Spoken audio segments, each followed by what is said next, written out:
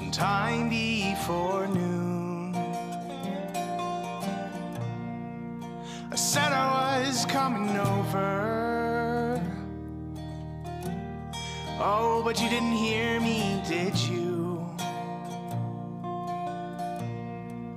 I knocked on your window.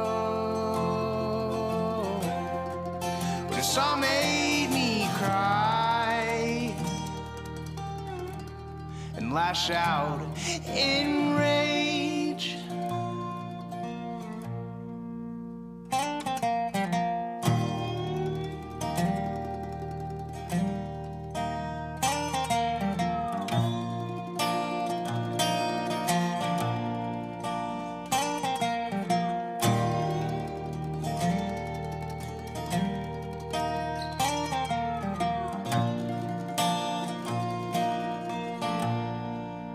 All of these days trickle by without a trace. The cold winter bite. Oh, and the blood drains from your face as we wither away. Hello and welcome into Boulder, Colorado. I'm Joe Paris alongside Tommy Wood, and tonight we've got the #1 Central Oklahoma. Let's try that again. Now the music's off. I'm Joe Paris alongside Tommy Wood. We've got University of Colorado Buffaloes and the Central Oklahoma Broncos. Broncos come in 16-0 on the evening. They are the #1 team in the ACHA. Should be a fiery matchup here tonight. Yeah, it should be, Joe. And the thing about the Broncos is they score goals. They average 6.6 goals a game. They scored 35 in their first 2 games alone. They have 20 players who have scored more than, 5 players who have scored more than 20 points this season. This team can put the puck in the net. And we were having a little bit of confusion, but we are now actually underway. This game was pushed back, and then it was put back to the normal start time, and now we're getting started at 7:34 local time. We are underway, though, in Boulder, Colorado. Joe Paris and Tommy Wood with you here tonight. Empty barn here tonight, Tommy, but a big matchup nonetheless. It is. You'd hope that a little more fans would show up here to watch the Buffs take on the #1 team in the country, but we'll see what this modest crowd can do. Starting goaltenders for tonight. In net tonight for Colorado, returning between the pipes will be Alex Palumbo. Palumbo with the save there will got it out to the circle. Shot on net will be deflected away. In the corner, Knightenbach will go after it. And Matt Hefter will come behind the net of Palumbo, and he'll work to break it out of the zone. Dice, he'll carry it down on the left side. He'll advance into the zone. He's got Gruber with him and Matty. Can't quite connect on a pass. Will be brought the other way now. It'll be Trevor Yee. Yee fires one and a save there by Palumbo, and he'll grab on for the save. Net dislodged, water bottle on the ice. Just underway here in Boulder, Colorado. Central Oklahoma Broncos and your Colorado Buffaloes. Palumbo in net tonight for Colorado. And starting in net for the Broncos will be #1, Breton Patchett. Well, and Joe, we didn't even know this game was going to be here at the Rec Center in Boulder, Colorado, until yesterday afternoon. They had problems with the ice. The rink was a lake instead of a frozen slab. They were going to move these games down to Littleton and play them at 11:15 p.m. That is correct, Tommy. And as of yesterday, we didn't know if the game was even going to happen. But, you know, after some good luck and a compressor fix here in Boulder, Colorado, we are underway. The ice is pretty good. Coach Knightenbach and I, Jeff Knightenbach, that is, we skated on it yesterday afternoon. It wasn't the best ice, but we thought, you know what, it'll do for some hockey. Broncos will set it up into the netting and out of play. They're wearing their blue tops and blue bottoms trimmed in white and yellow, going left to right on your video screen. And Colorado wearing their traditional white jersey with the very nice black nameplates, kind of like the Philadelphia Flyers of the NHL. Yeah, almost. Both of these jerseys looking pretty fly tonight. Colorado on the year comes in 7-4-1. The last game they lost to Colorado State last Thursday night, 5-3. And Tommy, Colorado came out and played probably one of their worst games of the year. Well, you and I both said it. Coach Knightenbach said it too. It was the first period of that game was the worst period Colorado played all season. But you know, Alex Palumbo in the car accident before the game, Matt Lechner got the start. He found out about half an hour before puck drop that he was going to be playing. And we talked to forward Jake Bauer on the coach's show yesterday, and he said that Palumbo's accident really rattled the team. And Lechner didn't even know, more than an hour in advance that he was going to play. And he got thrown into the rivalry game. So Colorado will win the draw back.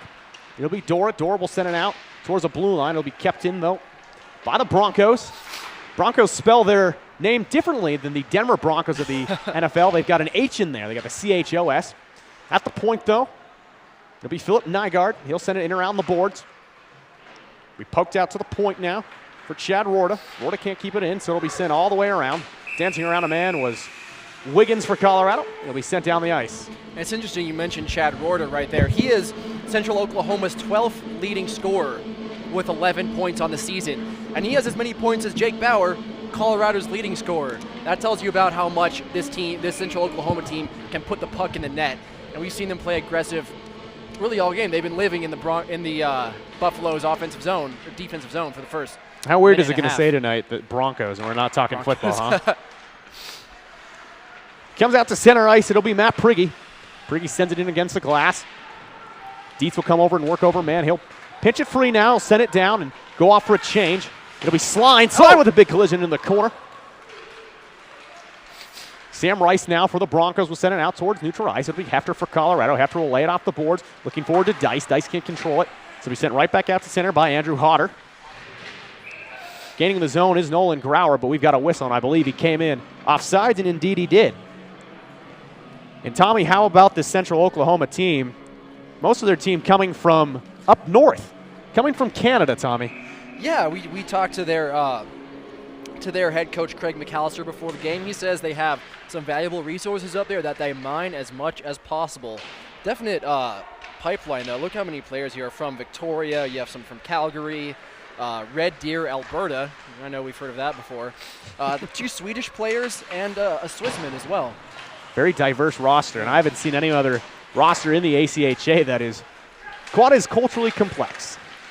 Backhanded into the bench for the Broncos, so the face-off will stay in the zone for Colorado. Just underway here in Boulder, 16:30 remaining in the first period of play. Joe Paris alongside Tommy Wood. Some Thursday night hockey action. And for those of you sitting at home, I'll tell you, it's been cold in Colorado. The rink's actually a lot warmer tonight than it was yesterday. Yesterday was actually very cold in here, as well as the weather was outside in Boulder, but I don't know how this works. You get better ice, and it's warmer in here. It's a win-win situation. That it is. And, wow, we really need to see this Colorado team play faster, more aggressive. They play the same style as Central Oklahoma. They're a fast, aggressive team, but so far, Central Oklahoma has made a living in Colorado's defensive zone. Patchett will come out of his net to play it. He'll run into Matty. Kept it in the corner, though. Broncos send it out towards center ice. Nifty pass will find the way to Daughtry. Daughtry will send it around the boards and come after it. Broncos go off for a change. New line will jump on. Trevor Yee will head into the corner. Matt Hefter handling with it now for Colorado. Behind the net of Palumbo. Gruber heading down ice, seeing that there's no one covering there, looking for the long ice pass. Couldn't quite receive it from Hefter, though. Deflected in the zone. Matty will backhand it along the glass. Trying to handle around a man was Jarman. Jarman got his first goal of the year last Thursday. He's hoping that one will ignite him. For now, though, it'll be Wyatt. Wyatt will skate with it. Loses his edge down in the corner. So Hefter will take it now. He'll backhand it away. Knightenbach comes in to try to assist him. Rivera handles with it for the Broncos. Sends it out to the point. It'll be Rorta. Rorta will send it right into Palumbo. And Palumbo will hang on for the save. And Tommy, how about the high-powered offense of Central Oklahoma? Well, it is unbelievable, Joe. Like I said, they have 5 players who have scored more than 20 points this season. They had back-to-back games to open the season of scoring 18 and then 17 goals in their season opening wins against Texas A&M. And as I just said, Central Oklahoma's 12th leading scorer, Chad Rorta, has as many goals as Jake Bauer, Colorado's top scorer.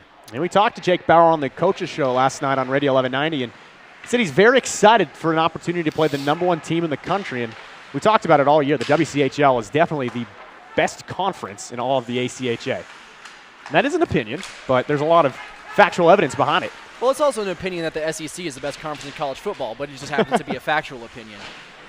Played into the corner. Jarman will sling it on net. Goes wide. Patchett didn't even have to bother with it. Send it to the corner now for Bauer. He'll be met there with Nygaard. Nygaard will send it all on the boards. Trying to glove it down at the point is Hurley Can. He can't quite get it, so RJ Salvato will have to slip back into his own zone. He'll send it across the ice now. Bauer will backhand at it. Formosa sends it across the ice. No one home, though, so Bauer will collect it for Colorado. He'll give it away, though, at center ice. It'll be Formosa with it. Formosa will gain over to the circle.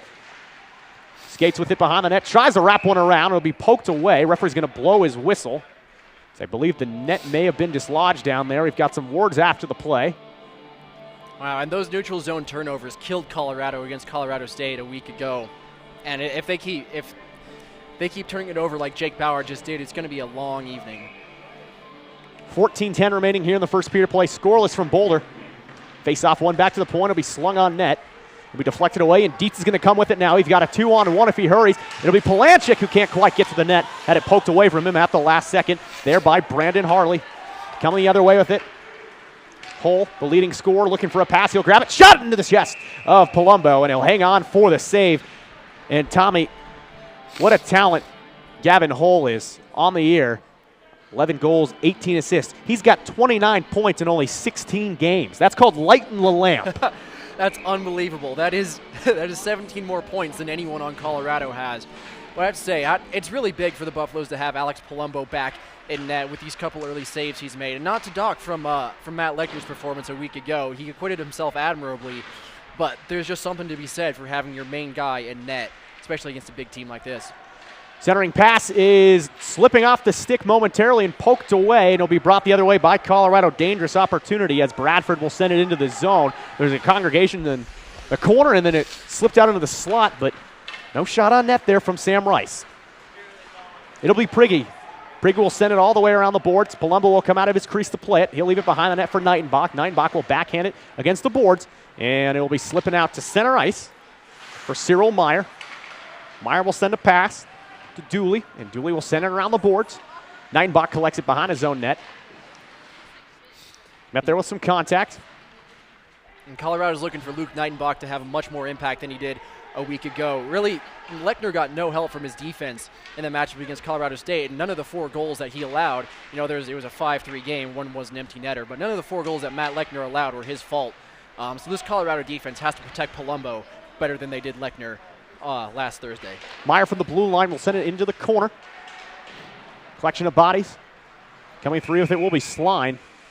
And Sline will backhand it into the bench and out of play. Liam Sline making one of his first starts of the year. He's played in 6 games, but doesn't have any stats on his stat line. No, he does not. So the face-off will be at the right circle for Palumbo. Face-off won by the Broncos. Pushed forward by Daughtry. Daughtry puts it into the corner. Dice will come after it for Colorado. They'll bang against the boards. Puck jumps free to Gruber. Gruber will backhand it across the ice, intended for Matty. Couldn't connect there. That number 1 line out there for Colorado. Dice, Gruber, and Matty. Matty had 2 goals against CSU. And just like Jarman, he's hoping that's the ignition switch that he's been waiting to flip all year.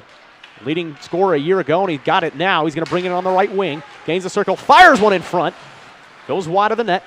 Patchett, though, did humor the opportunity. Kind of poked towards it. Peter Martin sends it off the near side boards in front of the bench. Comes out to Matty now, and Matty's got some speed. He's got a one-on-one if he hurries. Matty has it poked away from him at the last second there by Chad Warda. Dice will collect it along the boards. Bauer striving to get there. But Michael Rivera, you may remember him from last year, had a big game against Colorado in Boulder. Sent into the zone. Warda couldn't control it, so he'll come back with it. He'll be met there by Bauer.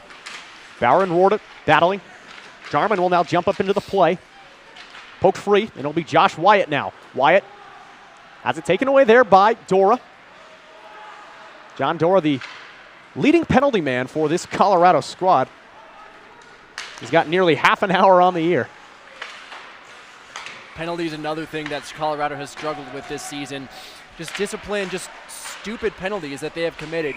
Just slashing, checks from behind at inopportune times. Quick whistle there as Jarman was trying to scoop it home. I think referee Fox lost his vision on it, so he blew the whistle. But Jarman was waiting for it on the doorstep. He says, come on. There's a live puck. Face-off will stay in the zone, though. It'll be Bauer. Bauer out there with Salvato. Sparrett hasn't played together a bunch this year, but Coach Nightenbach was excited about putting these two guys together. It's about finding the right pieces. It's not about always just putting your highest scores on the same line. It's about creating chemistry.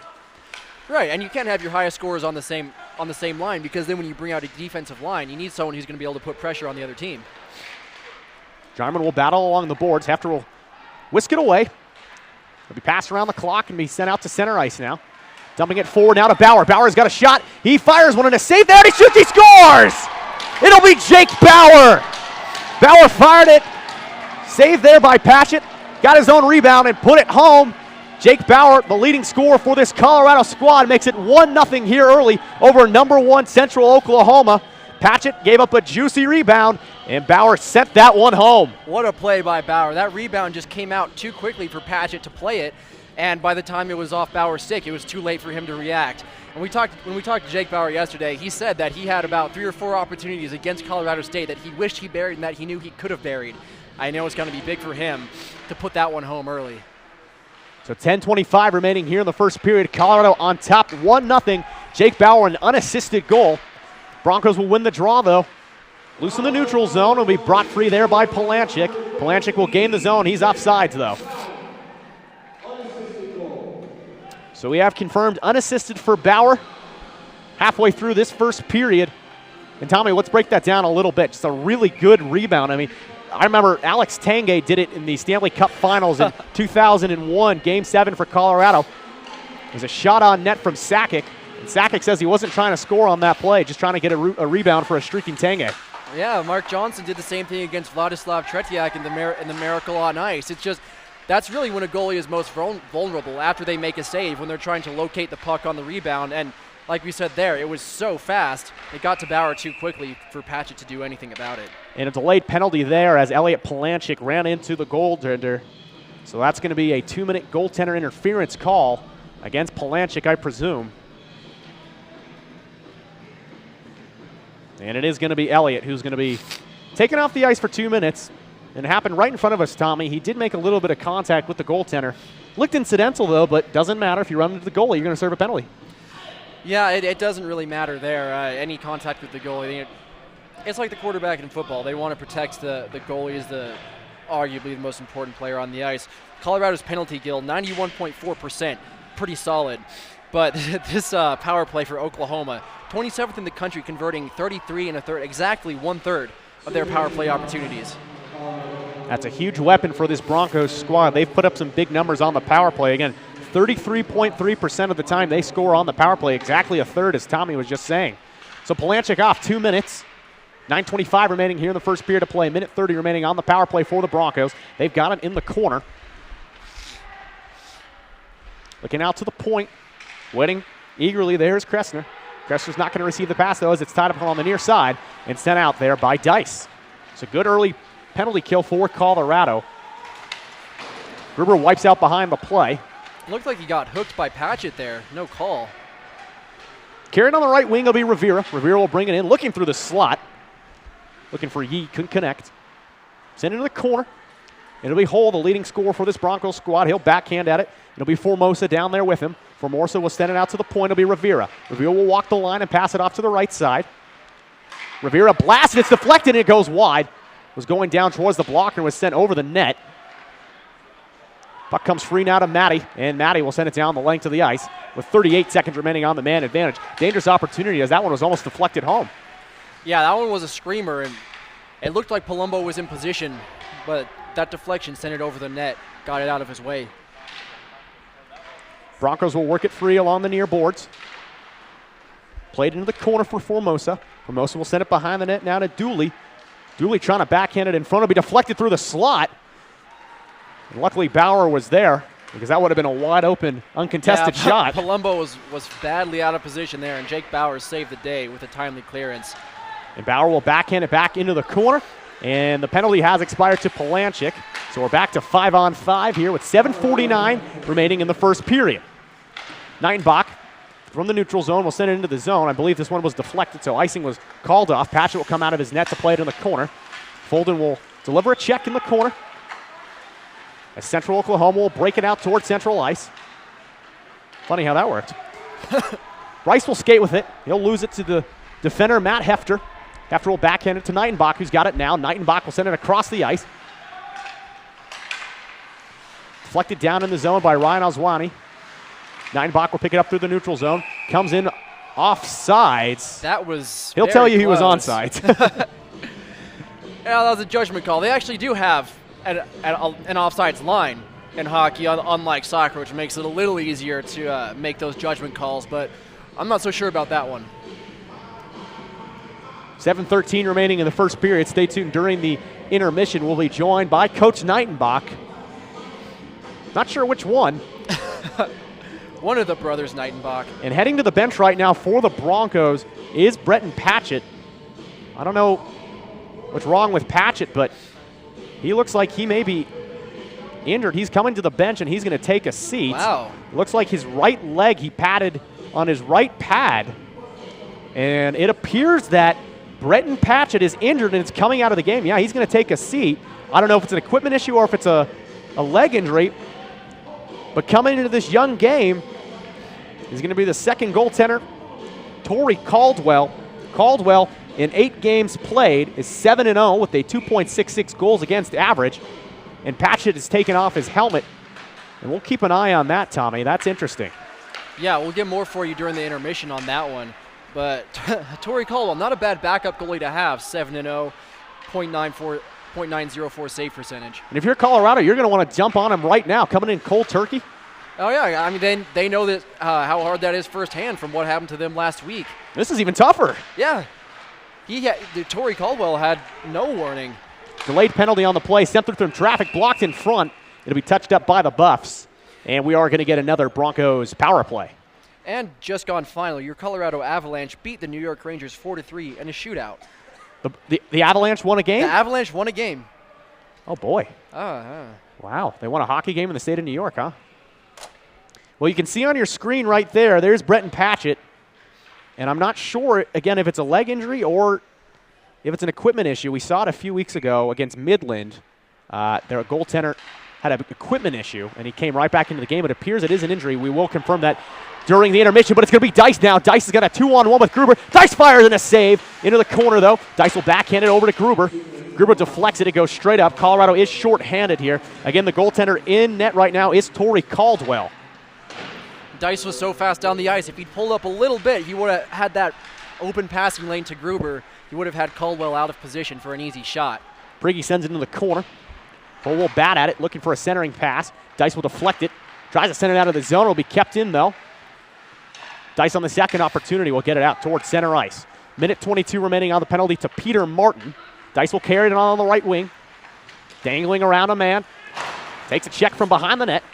Loses control of the puck, so it'll be brought out now by the Broncos. For Morrison will send it forward now to Dooley. Dooley will handle through some traffic. Dooley's going to be taken down, and I believe there's not going to be a penalty. I saw the referee kind of reach towards his pant pocket. Maybe I thought he was going to raise his hand up, but Palumbo jumps on top of it for the save. He'll hang on with 1:06 remaining on the power play for the Broncos. 0 for 1 on the night. Wow, and look at Torrey Caldwell. He's stretching. He's doing a little warm-up routine in the crease right now. He's had no chance to get hot. Colorado will send it down the length of the ice. Caldwell does come out of his net. He'll leave it up there behind. Broncos will set up the breakout. It'll be Kressner who sends it up the boards. Grauer goes into the corner now. Goes after his own pass. Congregation of bodies there in the corner. Battling with it to some feet. Broncos come free with it, coming through the slot. Shot on it, a save by Palumbo. And it'll be sent out to center ice.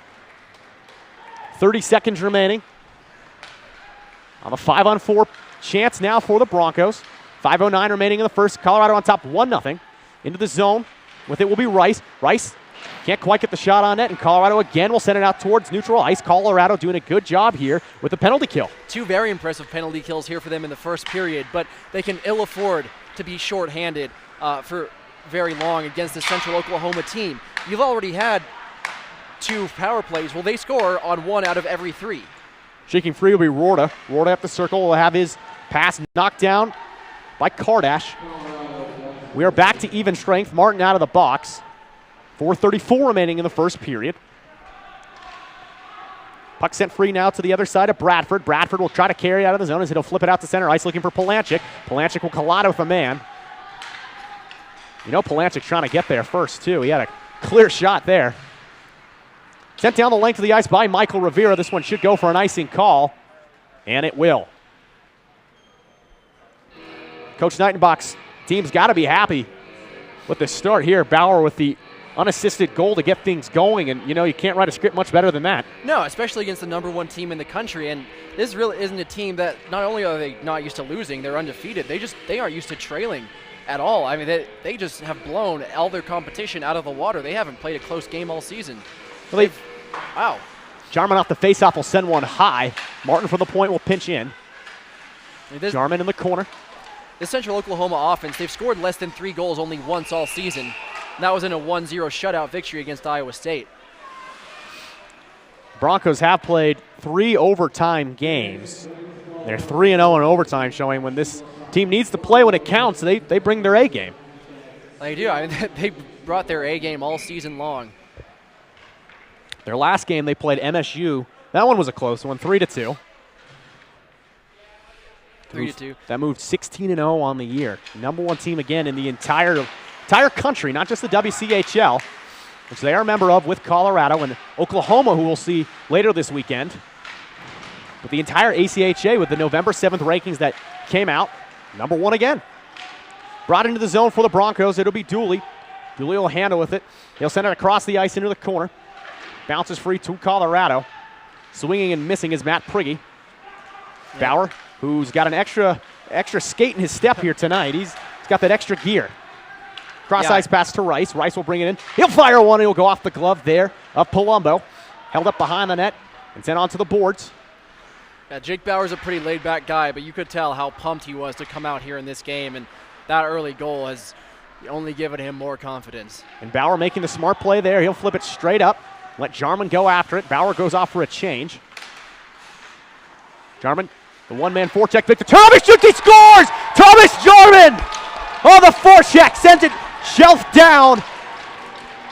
Created a turnover, took a stride in front of the net, and put it top shelf where Mom put the cookies. Where Mom put the cookies. Oh, man, 2 goals in 2 games for Thomas Jarman after he hadn't scored all season. And that was beautiful, Joe. He just floated in front of the net, and Torrey Caldwell was not looking for that shot to go above his right shoulder. He did it. Just blew right past his head before he knew what hit him. 2-0 Colorado. Jarman's goal unassisted and is the product of hard work there on the forecheck. You see a lot of guys go out on a forecheck kind of just going through the motions, but Jarman showed there it does pay off. So Jarman an unassisted goal with 2:48 remaining here in the first period of play. Buffs on top 2-0. Dice will throw it into the corner. Gruber will come after it. Colorado looks like they got a little bit of extra momentum here. They smell blood. Gruber in the corner. He'll be wrapped up alongside Curtis Johnson, and we've got a delayed penalty here. I think this one's going to go against the Broncos. We'll see if they touch up and draw a whistle, and they will. So Colorado now going to go on the power play with 2:25 remaining in the first period. Yeah, that looks like number 16, I believe. Peter Kressner, 6'1", 190-pound defenseman out of Västerås, Sweden. Only 2 Americans on this team. That's pretty unbelievable. That's great. Especially for a university in the middle of Oklahoma. So Buff 2 minutes on the power play. Kressner is off. Broncos win the draw and send it down the length of the ice. Dorr will come after it now for Colorado. On the forecheck there is Trevor Yee. Yee will wrap him up behind the net. Dorr, though, will muscle his way free as Bauer skates with it. He loses it, though, brought the other way by Rivera momentarily. Sent out to center ice and dumped in by the Broncos. Colorado, not a good power play team, only 23.6%, 101st in the nation. But Central Oklahoma, not a good penalty kill team, only 88.5%. So Kressner, 2 minutes cross-check. Jarman to Bauer. Bauer fires one on net. It'll be deflected off the leg there of Nygaard. Shot another one there from Jarman, goes wide. Bauer in the corner will send it out to the point. Kardash can't quite keep it in. He'll wheel around and hold up there, and he carried it in off sides. Minute 13 remaining on the power play for Colorado. You know, Nygaard probably saved a goal right there by getting his skate in front of Bauer's stick. Great defensive play there on the penalty kill. Colorado on the year, a modest 23.6% on the power play. But when this power play unit gets hot, they are good. As you all saw against Colorado State the first time. Yeah, Colorado had 3 power play goals back on October 24th. Bauer had 2 of them. Kirk Van Arkel had the other. Van Arkel scratched tonight with an injury, still recovering. Not expected to play this weekend is Van Arkel. So hopefully he comes back soon, though. Matty will hand it around a man. He'll bring it out to the circle. Matty will wheel around with 45 seconds remaining on the power play. Moving it around the zone. Hefter will fire one on net. It's deflected away off of Gruber's skate. Nightenbach at the point in front of the bench. Battling with it. Good work there by Nolan Grauer. And it'll be sent out as Rice will come after it. Rice, though, met up there by Hefter. He's de-twigged with 25 seconds remaining here on the power play, 48 seconds remaining in the period. Dice carries it over the blue line. He'll send it into the corner now for Matty. Matty will defer over to Gruber. Couldn't connect on the pass, but Hefter will keep it in at the point. Hefter will walk the blue line. He sends it over to Dice. Dice lost it at his feet. Comes to Matty in the corner. Matty will handle with it along the glass.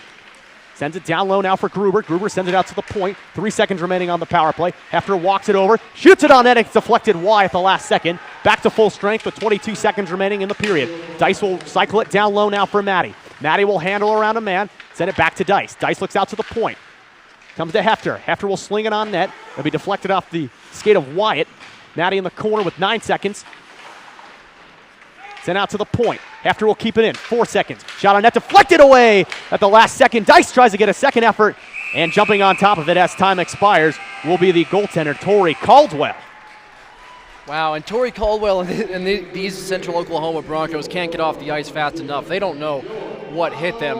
At this Colorado team coming out, 2 unassisted goals, 2 brilliant individual plays by Jarman and Bauer to give Colorado a 2-0 lead. So at the end of the first period of play, Colorado leads 2-0. An early period goal there by Jake Bauer. He received a juicy rebound off of his own shot and buried it. And then the starting goaltender came out of the game. It appears to have a leg injury there. Tommy, have you seen anything on the bench? No, he's just been sitting there. He's not receiving treatment. We'll check up on him in the intermission, see if the trainers are working on him. But it's obviously not an equipment issue, or they would have got him geared back up and back out on the ice. So the big story of the first period, other than Colorado up 2-0, is that Torrey Caldwell, the backup goaltender for the Broncos, came into the game cold turkey, and he might have paid the price there as Colorado tallied a second goal. Thomas Jarman on the aggressive forecheck earned one, and he put it top shelf. Top shelf right over Caldwell's right shoulder, and it was a goal that he just wasn't ready for, and this is a game that I don't think he's ready for. Central Oklahoma, that is, comes in 16-0 on the year, number 1 in the country. Colorado coming in at 7-3-1. And Tommy, what an exciting first period. I'm sure Colorado goes into the dressing room in much better shape than they thought they'd be in.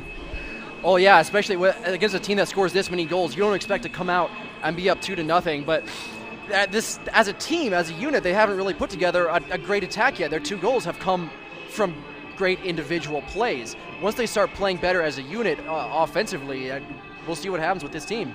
We're going to step aside, but when we come back, we're going to be joined by Coach Nightenbach for the coaches interview alongside Tommy Wood. I'm Joe Parrish. Your score after 1 period of play, University of Colorado 2, Central Oklahoma 0. We'll be back with more hockey after this break, sponsored to you by local band Cascade Kinsey. Find them online. Tommy, I know you love Cascade Kinsey. Who doesn't love Cascade Kinsey? I believe they're playing a show at the High Dive here in down in Denver next weekend. So look online, Cascade Kinsey on Reverb Nation. But we're going to step aside alongside Tommy Wood. I'm Joe Parrish. Your score after 1, Colorado 2, Central Oklahoma 0.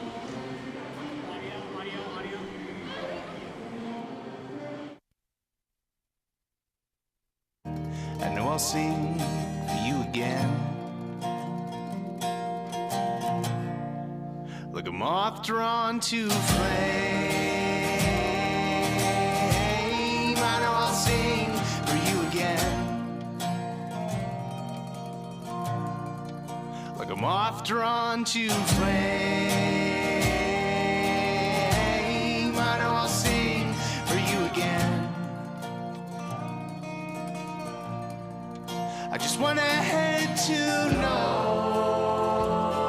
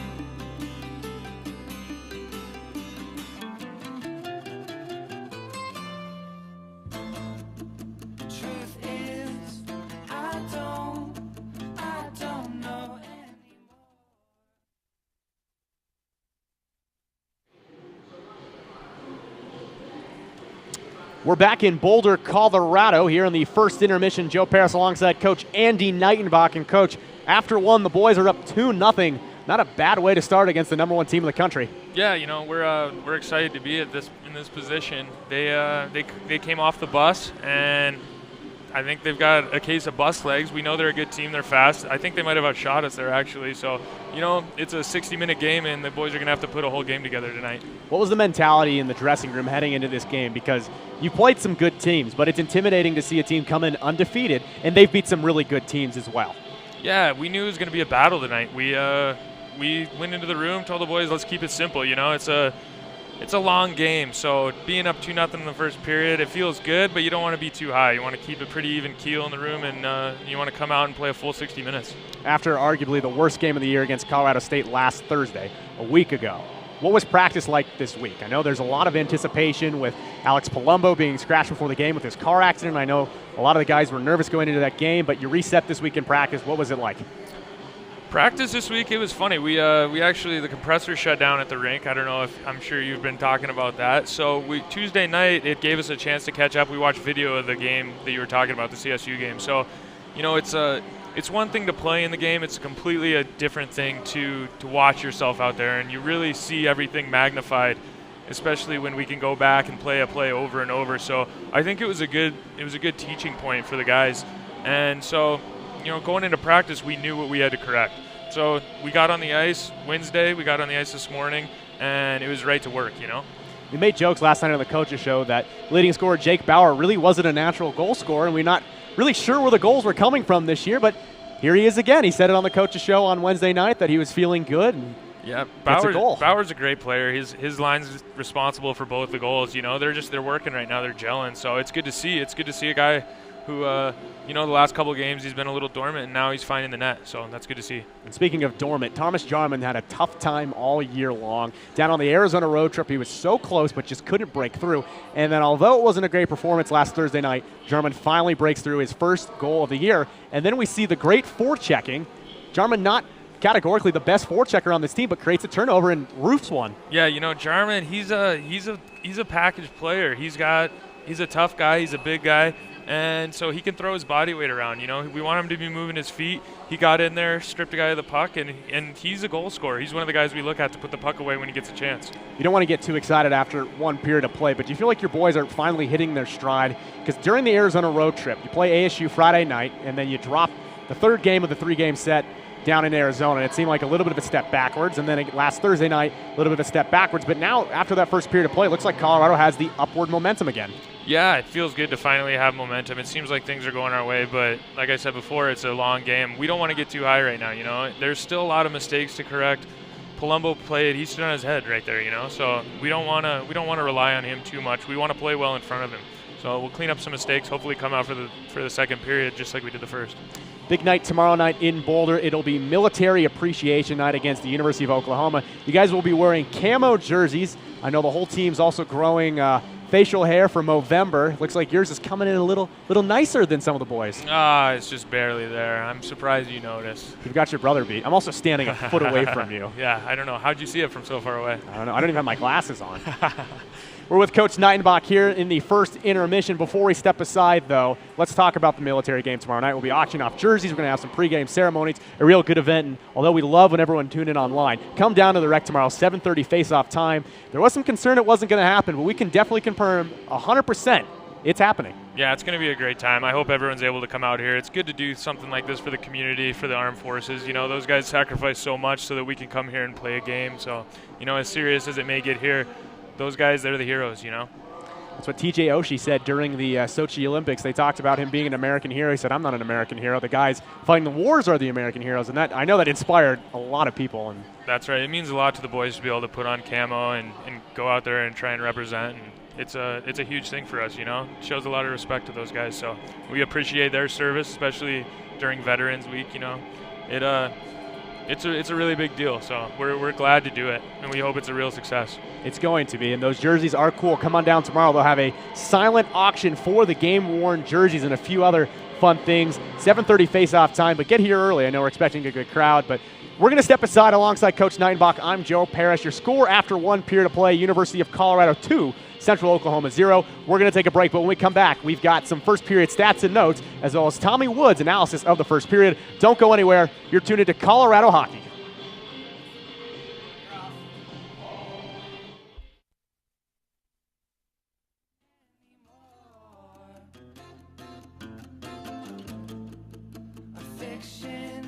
You'll find out these words hold weight after all. After all. He was caught, he was tried, he was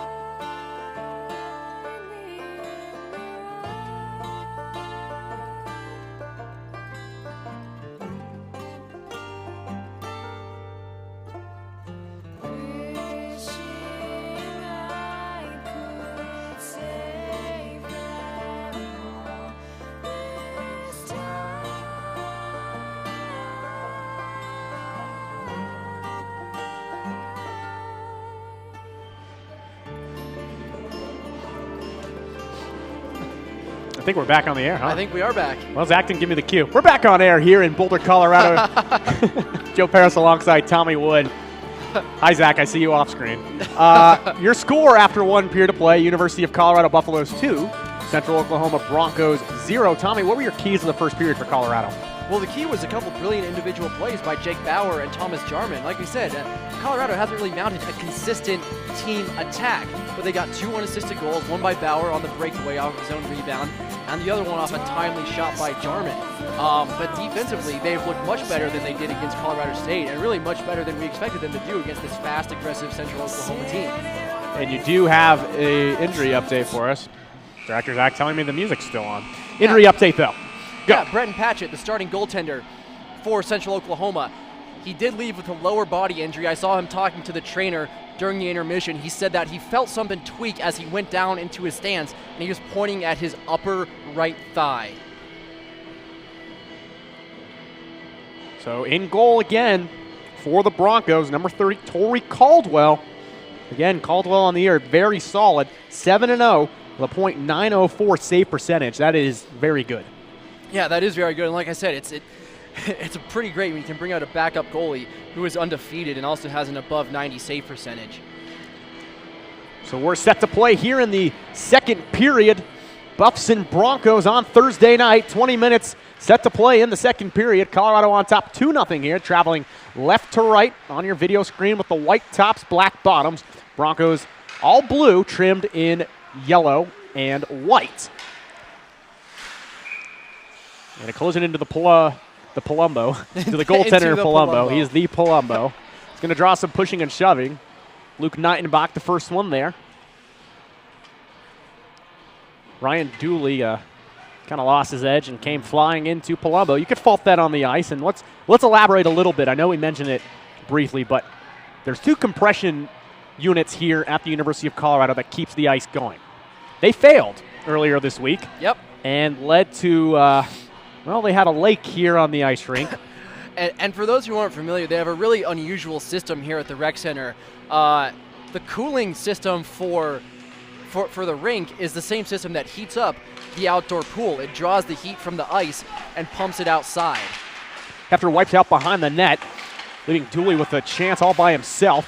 Loose there at the circle. It'll be Dice who will corral it. Dice will handle around a man there, avoiding contact, but doesn't get it out of the zone. Finally forced out to central ice for Colorado.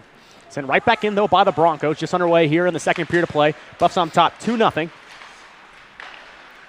Dice, he'll carry it over the blue line. And Central Oklahoma, they're pressing right now. They're playing much more aggressively than we really saw in the first half. You know they're not used to being down 2-0. Actually, they haven't faced a 2-goal deficit all season, Joe. That is interesting. We've noticed that this is a very good team, but they haven't had this deficit. But they've got a chance here. It'll be brought into the zone. Fire, and it goes in. That's a goal. That's a bottle knocker there for Trevor Yee. He walked in untouched and put it over the left shoulder of Palumbo, handcuffing the goaltender. And just like that, the Buffs' lead has been cut to 1. Yeah, Palumbo came pretty far out of his net to play that breakaway, but it didn't matter where he was, though. That shot from Trevor Yee had some mustard on it, Joe. That one wasn't getting stopped no matter what. He brought it into the circle and, again, just fired that one home. That one was in and out of the net as quick as it can be. And for Trevor Yee, he is now the 6th Central Oklahoma player to reach 20 points this season. That is his 9th goal. He also has 19 assists. 11. That was his 12th goal. He has 8 assists. And there's not one member of the Colorado roster that has even 15 points on the year. So I said Jake Bauer, their leading scorer with 12 points, now has as many points as Central Oklahoma's 11th leading scorer. So 18:43 remaining here in the second period. Broncos get one quickly here. It was Yee. And they've got an opportunity here through the slot. It'll be poked away by Kardash at the last second. Kardash in the corner. He's there with Dietz. Dietz try to send it out to Bradford. Be gloved down by Dietz through the neutral zone to Palanchik. Palanchik will try to handle around the defender, Meyer. Poked out to the neutral zone, and here come the Broncos again. Another costly neutral zone turnover for Colorado. And I was kind of struck by what Coach Andrew Knightenbach told us as he was leaving that interview. He said, I'm afraid being up 2-0. From the circle, shot on net is gloved out of the air by Alex Palumbo. Hang on, and you know, you don't go 16-0 playing in the WCHL on accident. There's a very good UCO team here tonight. And they've got a lot of talent from around the world, literally. Yeah, mostly from up north. But, man, Joe, any team that can score 18 goals in one game, that number is mind-boggling.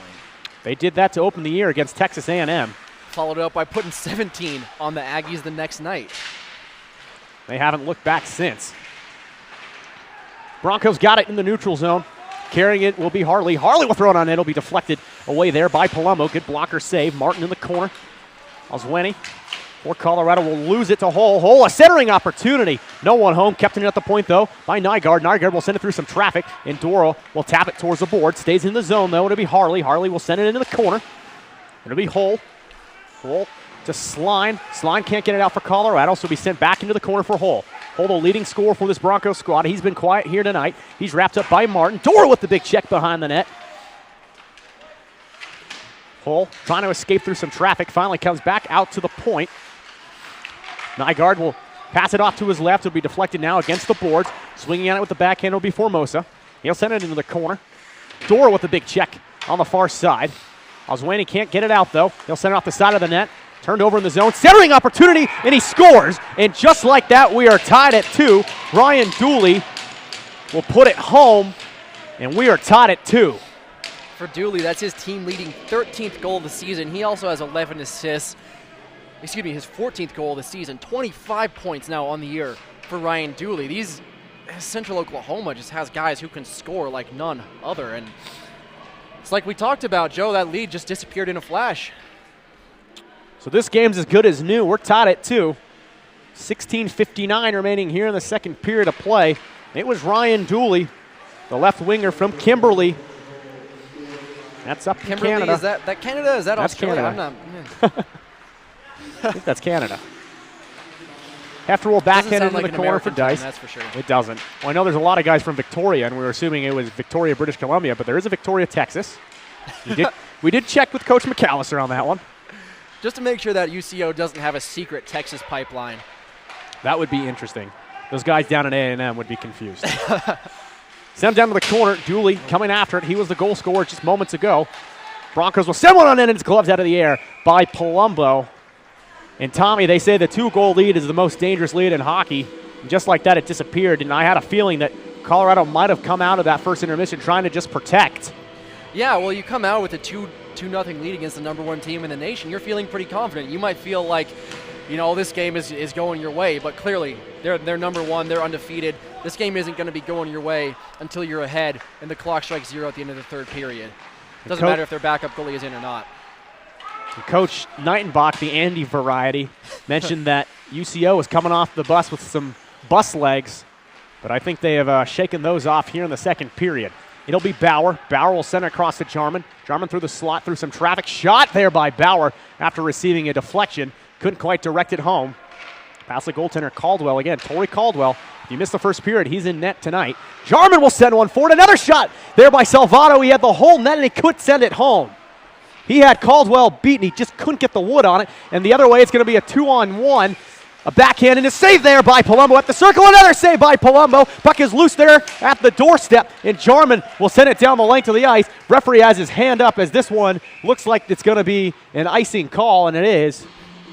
Well, the Buffs should be happy that they just got away with an icing right there. That really should have been a goal for Central Oklahoma. They had a 3-on-1 coming back down on the break. Colorado's defense, like they did against CSU last week, they're not giving the goaltender the help he needs. Broncos will fire one off the draw. It goes high over the head of Palumbo. Out to the point. Sent back into the corner will be Rivera. Rivera behind the net, looking out toward the slot. Instead, he'll go out to the point. It'll jump over the stick there of Formosa. Correction, Kressner. And Kressner will have to go back and grab it. Bauer in his own zone with 15:02 remaining here in the second. We're tied at 2.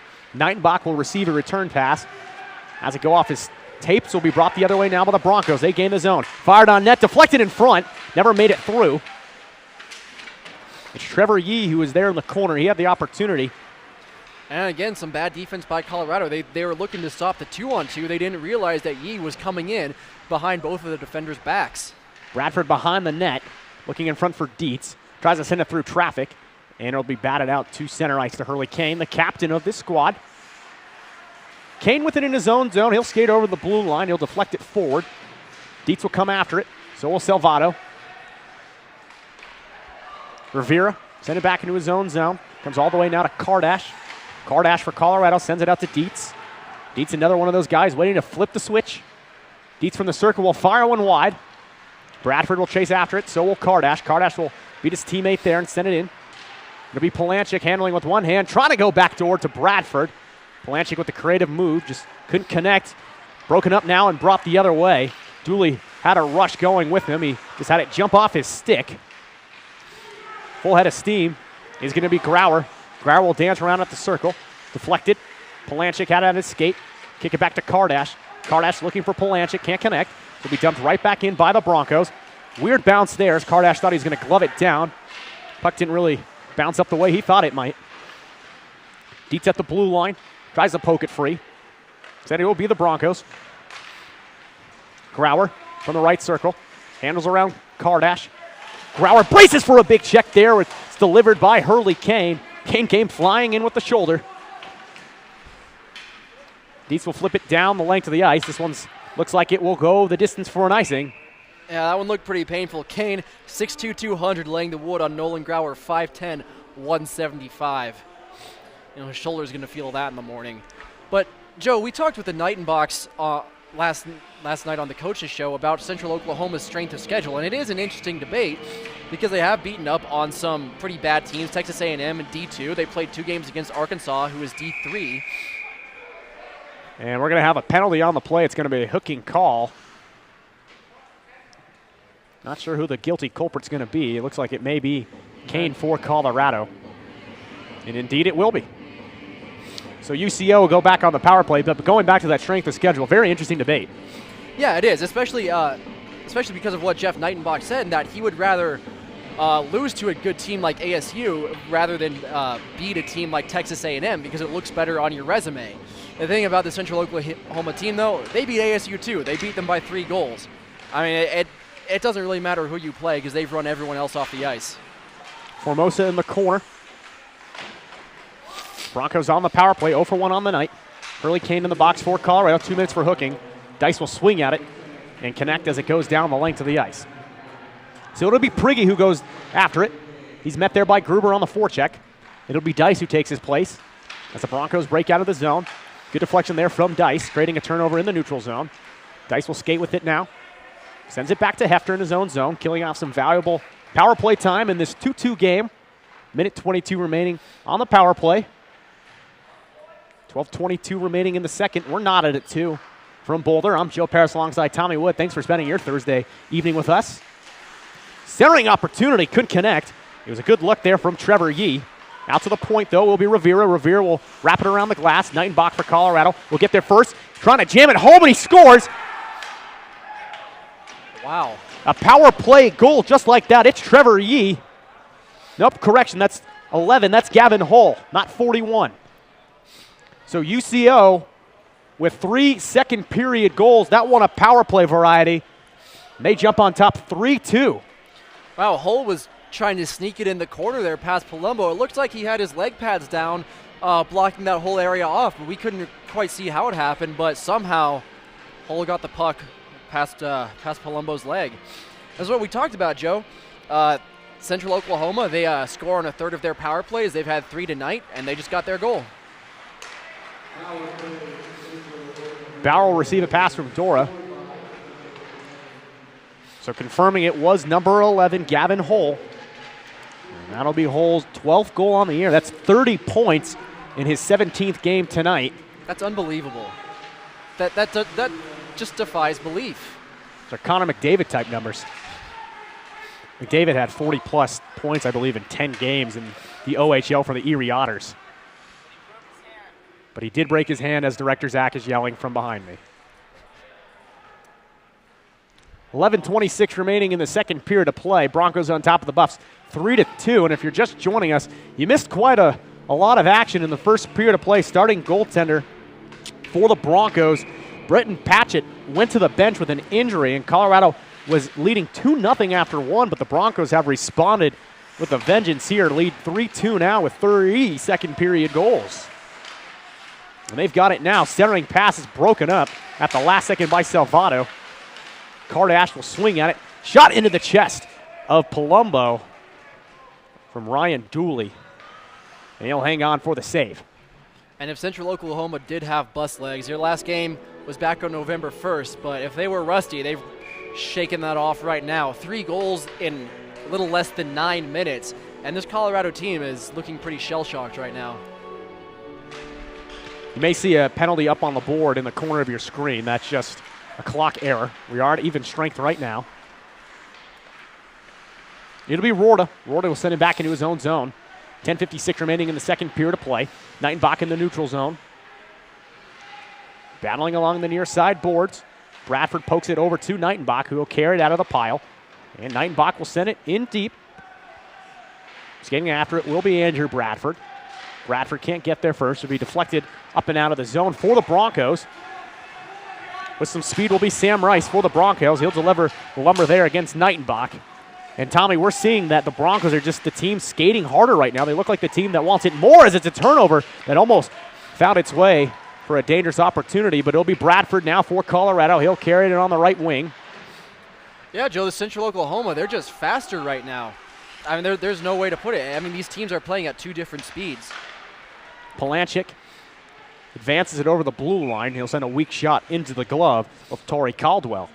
And Central Oklahoma isn't the stingiest defensive team. It hasn't mattered at all so far this year, but in this game so far, they've been doing a good job of not letting Colorado set up a good team attack. The Buffaloes really have not launched even one solid team offensive possession, and every time they look like they're going to get something going, they turn it over in the offensive zone. You're right, it's been all individual efforts here tonight for the goal scorers. Bauer on an essential breakaway, and Jarman forechecking didn't have a buff in the zone with him.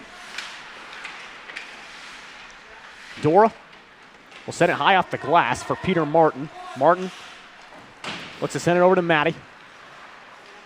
Matty will use a head fake to get around a man. He sends it over to Gruber. Gruber will drop it back to Matty. Matty will bring it in. He fires it in, a save there by Caldwell. Puck still loose and batted down, and the Broncos will control it, but a good look there from Pierce Matty, trying to get it going after a 2-goal performance in his last outing. Pushed forward, it'll be Prigge. Prigge, the captain for this UCO squad, will go off for a change as Peter Martin will backhand it over now to Pierce Matty. Matty will send it forward for Gruber. Gruber will work up a shot from the point. Looks like that one was going to travel high. Not a great shot there, a slap shot from the blue line, but at least you force the glove save, you force him to cover, and you get a face-off in the offensive zone. 9:10 remaining in the second period from Boulder, Colorado. We're live on Thursday night. Bauer's line will jump into the game to see if they can get the offense going. Bauer out there with Jarman and Salvato. This line has both Colorado goals this evening. Palumbo will come out of his net to play it. A dangerous play as he had a charging Brandon Harley coming down on him. Kane from his own zone will send it on net. It'll be steered away there by Caldwell. Cross-ice pass. Connected, but Harley can't maintain possession as it slips 3 back into the Broncos zone. Harley with again. Sends it through the neutral zone. Comes all the way now to Kane. Kane skating back, loses it on a deflection. Palumbo comes out of his net. Shot, another save there by Palumbo, and he'll dive on top of it. Gavin Hull with another good play. Almost got a second gift on the night. Wow, Gavin Hull, that was almost an own goal. I think that was off one of the Colorado players' sticks after Hull had hit it, but Colorado living very dangerously right now. Yeah, they're on the edge. I mean, they were bending and bending there in the first, but in the second period, the floodgates have opened. 3 goals, and we're not even done here in the second. You wondered why this team was 16-0, folks. You've seen why. And it's a flash. I mean, this Colorado team, they like to spread it out. They like to play fast, but you know, right now, this Central Oklahoma team is just in another gear. And Caldwell comes flying out of his net. I believe we're going to have a penalty. And we will. We're going to have a Central Oklahoma penalty. That's going to go to 23, Jake Daughtry. Daughtry, 6'3", 185, out of Victoria, BC. Surprise, surprise. No. No. 2 Americans on this roster again. That blew my mind when I was talking with Coach McAllister before the game. You have a guy from Seattle, a guy from Houston, and then hometowns like Penticton and Oliver. And My favorite's got to be Red Deer, Alberta. Red Deer. That's where Patchett came from. Bustling metropolis of Red Deer, Alberta. Beautiful during the winter. As is all of Canada, honestly. So Buffs on the power play here. They give it up in the offensive zone. 7:47 remaining in the second period. Colorado on the night 0 for 1 on the power play. Hefter will skate back into his own zone. He'll park behind the net of Palumbo. Leave it for Matty. Matty goes back to Hefter. Hefter will find Rivera there on the aggressive forecheck. Dice over to Hefter. Hefter will walk it over to the right side. Handling around some bodies. He finds himself in the corner. Sends it behind the net now to Gruber. Minute 08 remaining on the power play for Colorado. This one will be sent out of the zone. Palumbo. He'll leave it there. Kardash will try to set up again. Kardash, the lone Canadian on this Colorado squad. I'm sure he knows where all these places are. Salvato at center ice will send it into the corner. And Colorado really has mounted no attack in the first minute, 15 seconds of this power play. They've looked rather lethargic, just passing the ball. I mean, got the ball, the puck, with no real goal in sight. It's just passing to pass, not to set up the offense. Jarman sends one wide. Tommy basketball doesn't start till tomorrow. Colorado will start the year against Drexel tomorrow night. Shot on net deflected away through the slot and batted out down the length of the ice with 17 seconds remaining on the power play advantage for Colorado. 6:22 remaining in the second. Buffs trail 3-2 to the number 1 ranked University of Central Oklahoma Broncos. Yeah, Trevor Yee really saved that penalty kill for Central Oklahoma with that clearance right there. It looked like Colorado might have an opportunity shaping up, but he got right in front of the attack and got the puck out of there. Kardash sends one in from the point. Not a tough test, though, for Caldwell as he'll glove it and hang on. We're back to even strength. 6:03 remaining here in the second period of play. Pretty small crowd on hand here on a very chilly Thursday night in Boulder. Yeah, coming to the rink, get warm. Seriously, it's warmer in here than it is outside. Not often you can say that, huh? It was -5 when I woke up to go to class this morning. I was -15 Oh, wow. at 5:48 a.m. Not a contest, just saying. That's when you start your morning constitutional, 5:48 a.m. It's Dooley who sends it into the corner. Hefter gets there first for Colorado. He's running off the puck there by Grauer. Battling along the near side. Going down in the corner is Sam Rice. Nightenbach will corral it, and he'll send it out as we've got a hand up for a delayed icing. And they call it off at the last second. Good hustle by Andrew Bradford. Dietz had it momentarily. It'll be deflected now into the neutral zone. It'll be Nightenbach for Colorado. He'll wrap it around the boards. Caldwell will come out of his net to try and play it. Slips past him. Liam Sline jumping onto the ice. Worked up against the boards. Sline goes down. Puck, though, loose in the slot. Trying to send it out to the point for Martin. And Martin can't quite keep it in with the outstretched stick. He'll wheel around, though, and send it right back in. Chad Warda looks like he lost his glove. Got it back on now, though. Wiggins will slap at it with the backhand. Controls it in front to Sline. Sline will send it right into the glove of Caldwell. And he'll have a face-off now on the right circle. A good-looking shift there for the fourth line for Jeff Nightenbach's Buffaloes. And Sline had a chance there. He just let that puck escape the end of his stick. Otherwise, he could have come around and tried to sneak that in behind Caldwell's pads. That's really the best, most consistent team offense we've seen from Colorado so far, at least in this second period. Number 1 line out there for Colorado will be Gruber, Matty, and Dice. On defense will be Dora and Martin. Broncos will win the draw. 4:36 remaining in the second period. Shot from outside the zone will go into the corner. Getting there first was Daughtry. Daughtry will send it through the slot. No one home. Picked up, though, by Kressner. Kressner will send it over to the other side. Dice will come after it for the Buffs. He'll take a check there from Daughtry, but got it out of the zone. This one goes all the way down and should be an icing. Nope. Maddie again with the good hustle play, gets the icing called off at the last second. Oh, massive hit there by Dak Dice on that was 23, Jake Daughtry. Man, he just laid him out. And we're going to get a Colorado penalty. We're going to get a hooking call on George Gruber, and Gruber does not like that one. Referee trying to explain it to him, shrugs his shoulder and says, take a seat. I don't think I've ever seen George Gruber ever more unhappy as referee Fox sends him to the box for 2 minutes. It's got to be a Dr. Seuss novel. Referee Fox Sends to him the box. It's 3-2 for Central Oklahoma, and they're back on the power play. Gruber gone for 2 minutes. This will be Central Oklahoma's third opportunity on the night. They are 1 for 2 so far.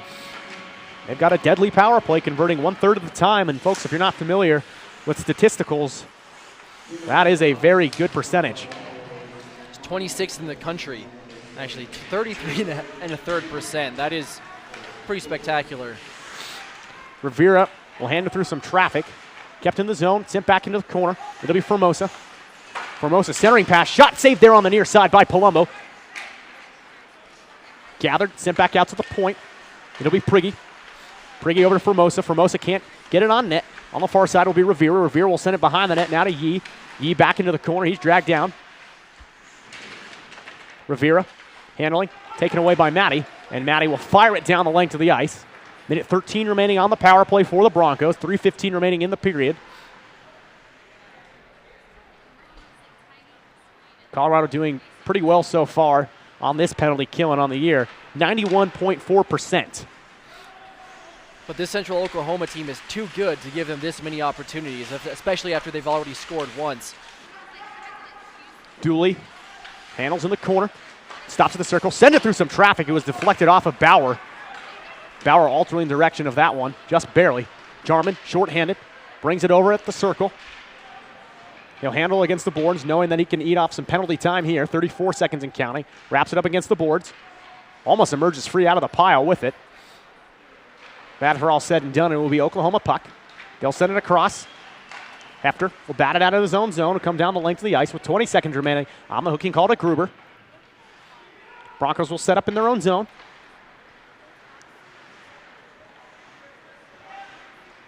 Handling around a man will be Hull. Brought into the zone by Grauer. Grauer has it poked away from him by Dietz. 3 seconds remaining on the power play. Set to expire now. Back to even strength. Dooley had it taken away from him. Long ice pass now out of the box. Here comes Bradford. Bradford's got it. He's in. He shoots, and a save there by Caldwell. Bradford going from the bench for Gruber, who came out of the box. Executed that play perfectly, but Caldwell up to the challenge on one of Colorado's best offensive opportunities of the night. And Bradford might have tried to get a little too fancy there, trying to deke Caldwell out. He got pretty close before he let that shot in, and by the time he let it go, the puck was already on Caldwell's leg pads.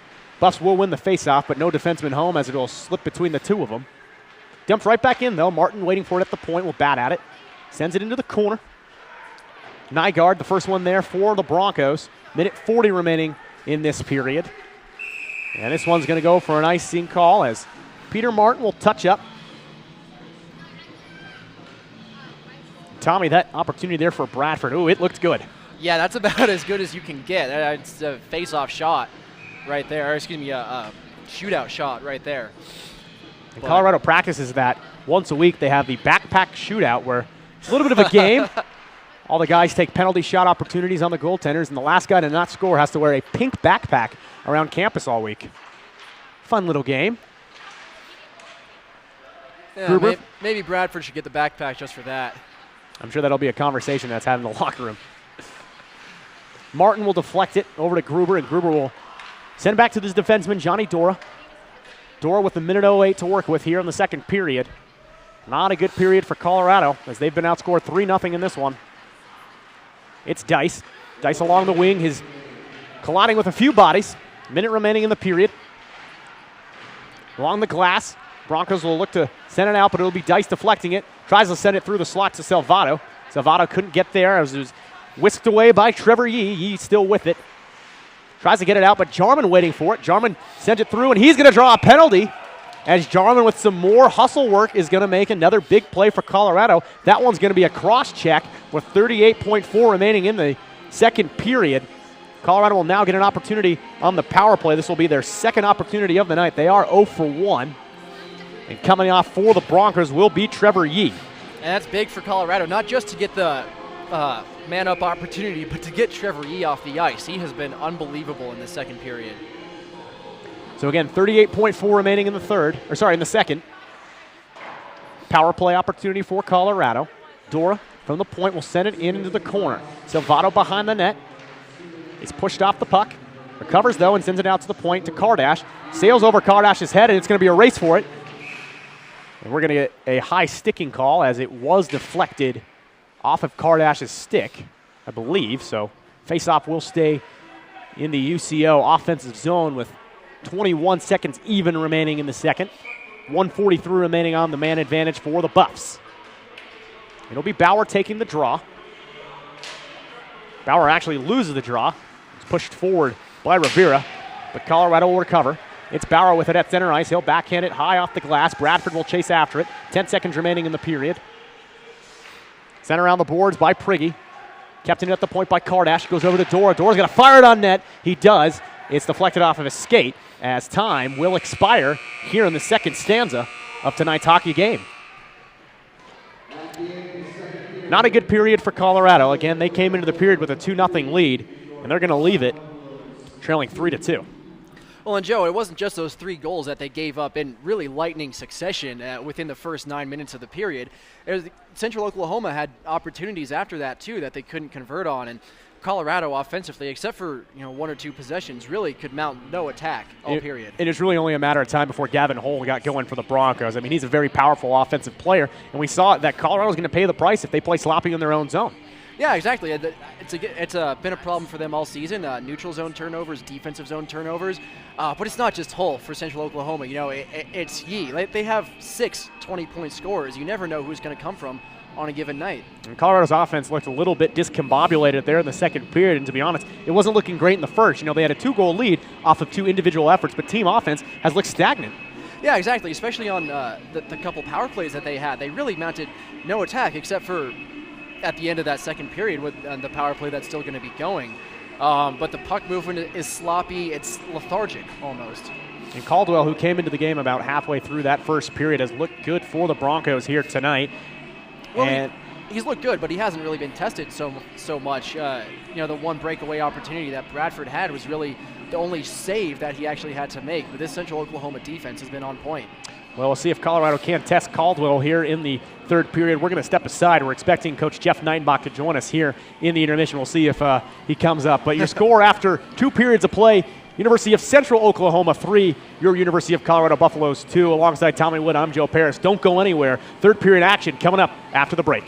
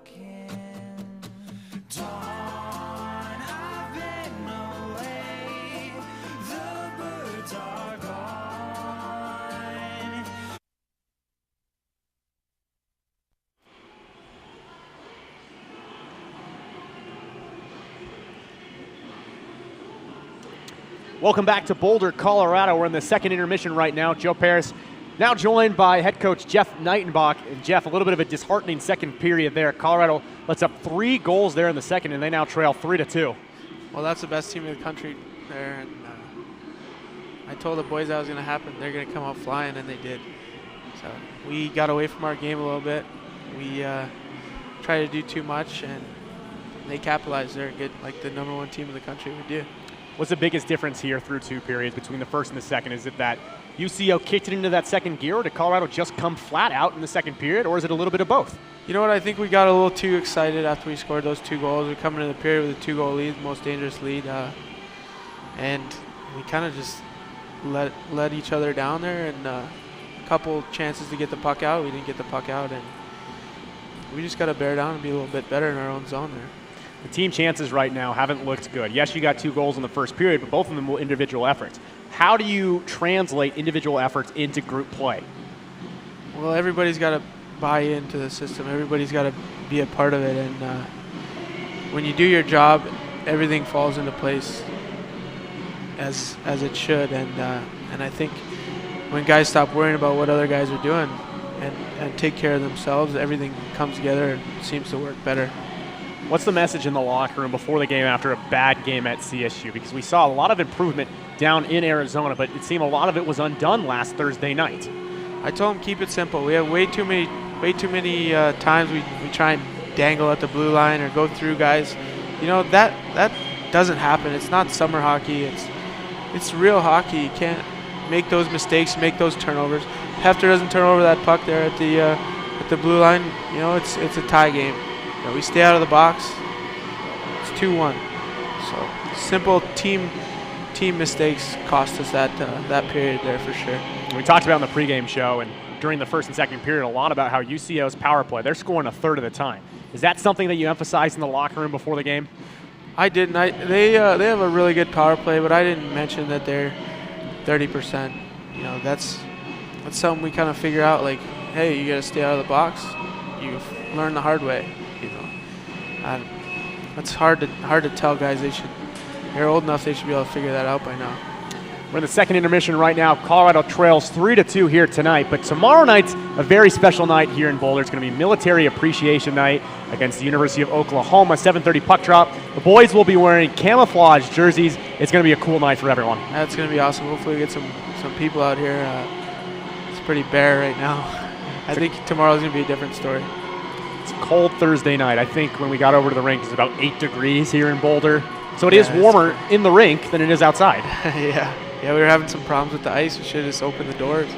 Should have. And we had trouble with the ice all week. You and I were here yesterday midday trying to figure out if we were going to play the game here tonight. But have the boys said anything about the ice? No, I think the ice is fine. Both teams have to play on the ice. You know, it's nothing we can do about it. You got to focus on what you can control, and that's yourself. Because the alternative was playing down in Littleton, Colorado at 11:15 tonight. And so basically anything was better than that. So I'm sure the boys are okay. Yeah, for sure. And we talked about it with Andy during the first intermission. You're sporting a little bit of a caterpillar on your upper lip. It's cold outside. I don't want my upper lip to get cold. A little sweater there. Who's got the best muzzy in the locker room right now? I think Dora cheated. He's got a great one, buddy. He's a cheater. Dora had a full beard before the whole thing started. Yeah, he's a cheater. You can't start November without shaving. Are there fines going around in the locker room right now? Because I know Gruber mentioned something about it. Yeah, I stay out of that. That's not my department. Alongside Coach Knightenbach, I'm Joe Paris. We're going to step aside, but after 2 periods of play, it's a close one. Central Oklahoma leads your Buffs 3-2. We'll be back in a little bit with some first and second period stats, as well as the third period of action here on live stream. You're tuned into Colorado Hockey. Don't go anywhere. Coach Knightenbach, thanks for joining us, and good luck in the third period. Thank you.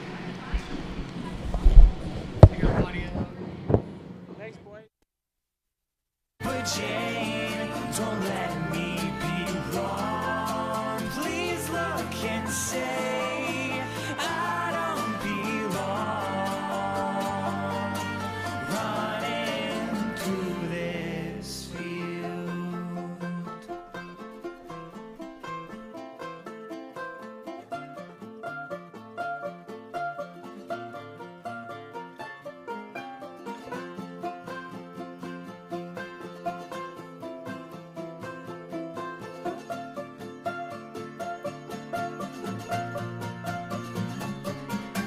dawn. I've been away, the birds are gone.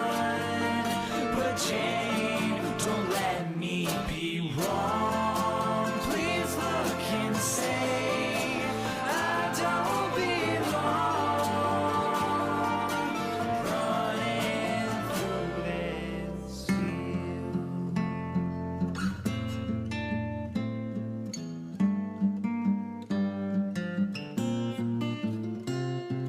Calling, home isn't welcoming me.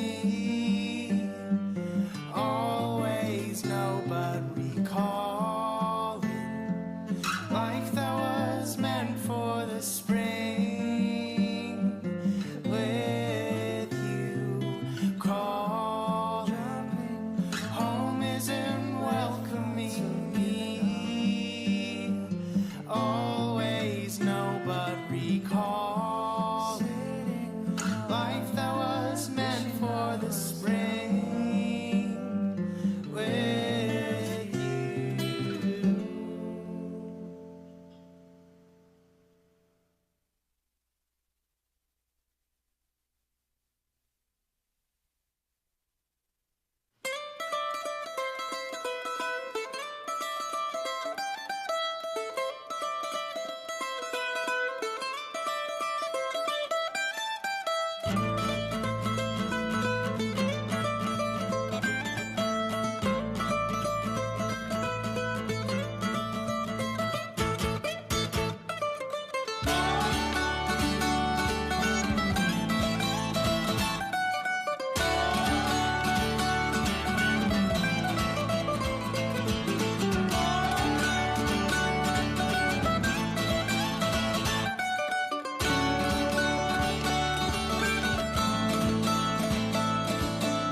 One day I was afraid of darkened oceans sending others away, rowing faster to the shore, out at sea forevermore.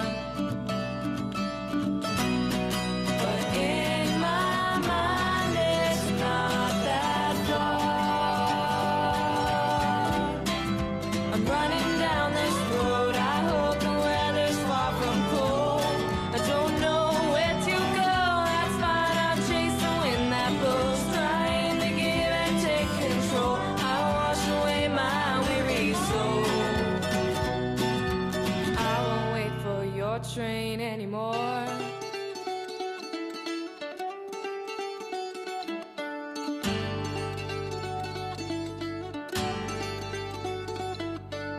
Clouds surrounding like crows of ice in winter, sheer cliffs let nothing grow. We lost the harvest moon, this will all be over soon. But in my mind it isn't true. I'm running down this road, I hope the weather's far from cold. I don't know where to go, that's fine, I'll chase the wind that blows, trying to give and take control. I wash away my weary soul. I won't wait for your train anymore.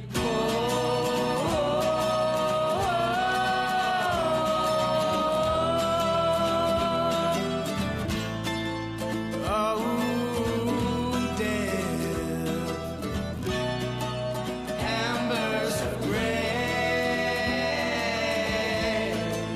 Oh, death, we washed away.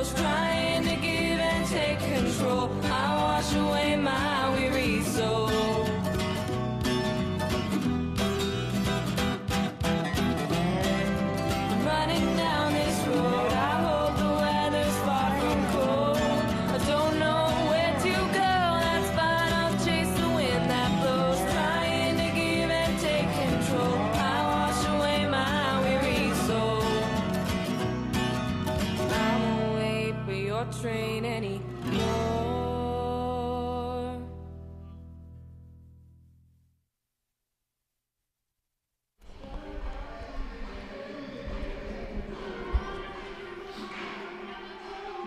We're back in Boulder, Colorado. Joe Paris, Tommy Wood here with you from the University of Colorado Rec Center in Boulder. Beautiful place to be on a cold Thursday night. Your score after 2 periods of play, University of Colorado 2, Central Oklahoma 3. Not a good second period there for Colorado as they let up 3 straight goals. And, you know, they look a little bit reeling out there. Yeah, reeling. They look slower than the Central Oklahoma team, and you know it's hard not to be not to be shocked after giving up 3 goals in such a short period of time, especially after the way they came out and took that lead in the first period. But you got to give credit to Caldwell, the new goalie for Central Oklahoma. He's come in. He hasn't really been tested, but he's acquitted himself quite well. He had that great save on Andrew Bradford on the penalty box switch-out breakaway attempt. One of my favorite plays in hockey. But, Tommy, what's your key to the third period for Colorado to get back in this game? Well, the key is just it's aggression. I mean, they're a fast team too, and they have about a minute and 22 seconds actually, of power play remaining to start this period, and they really need to get something out of it because their power play offense has just not been there all game. And, you know, you've seen Central Oklahoma. They're a very good offensive team, but they're really not allowing anything in the slot or great chances for Colorado to get through. We've seen shots from the point, but, you know, Caldwell hasn't had trouble with those. No, they haven't, and they've transitioned from offense to defense very well. Their entire team gets back there really quickly, and they've just been stifling any opportunity that the Buffs have tried to come up with. Well, who's going to step up here and be the hero in the third period of play? For me, you got to keep an eye on Pierce Matty. He's looked good all night. Really flipped the switch last week against CSU, and he's just on the brink, folks. He's just so close to breaking through again. Right, you have to look for Jake Bauer, too. He made a brilliant play on that rebound goal in the first period, and he's looked pretty good on the defensive end as well, and he might be one of the fastest guys Colorado has on the ice, so we might need some more individual brilliance from him. Well, it's going to be an interesting third period of action. Alex Palumbo having a little bit of a rough second period. We'll see if the good goaltender could drop back, get comfortable, get into his zone. Yeah, and Palumbo, really the only bad goal he allowed was that one slap shot by Yee that just went screaming past him. With the other goals, again, Colorado's defense hasn't been giving him a lot of help, like we saw with Lechner against CSU. And the message in the locker room's got to be, boys, we got to get one. We broke through. We got to do it one more time here in the third period. So we're set to play here in the third period of action. Colorado will travel right to left in their white tops, black bottoms. Left to right will be the Central Oklahoma Broncos. There was confusion today. We were talking about this squad. We said, you know, Broncos is spelled differently than the Denver Broncos. They spell it C-H-O-S.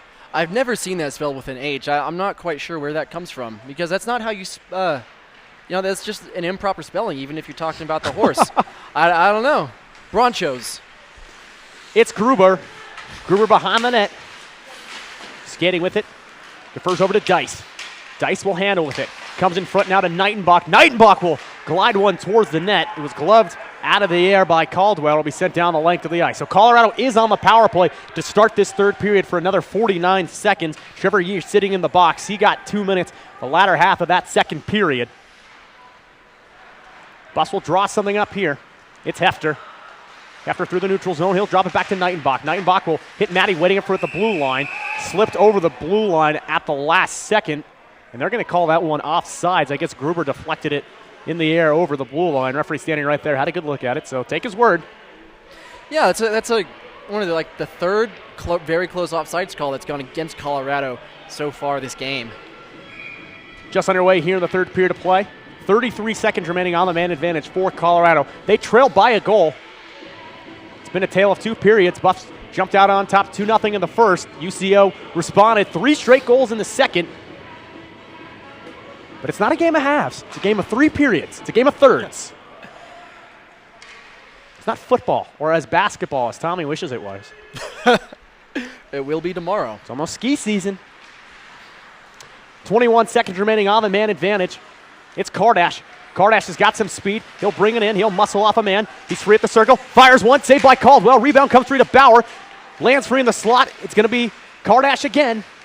Kardash will send it toward the net. Doesn't quite go on net. Pitching in from the point will be Dora. Salvato will blast it off the boards. Power play expires for Colorado. They are now 0 for 2 on the night.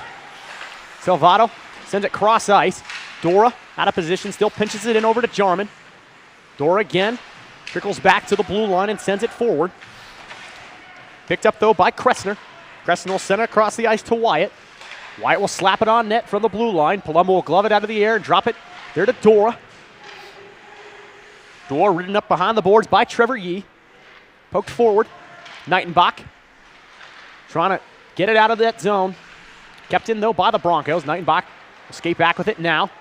Loses it through the slot. Comes out to the point. It'll be sent towards the net. Never actually got through. From the point, it'll be Rorta. Rorta through some traffic. It's deflected off of a leg of RJ Salvato. Sent right back in though by Nygaard.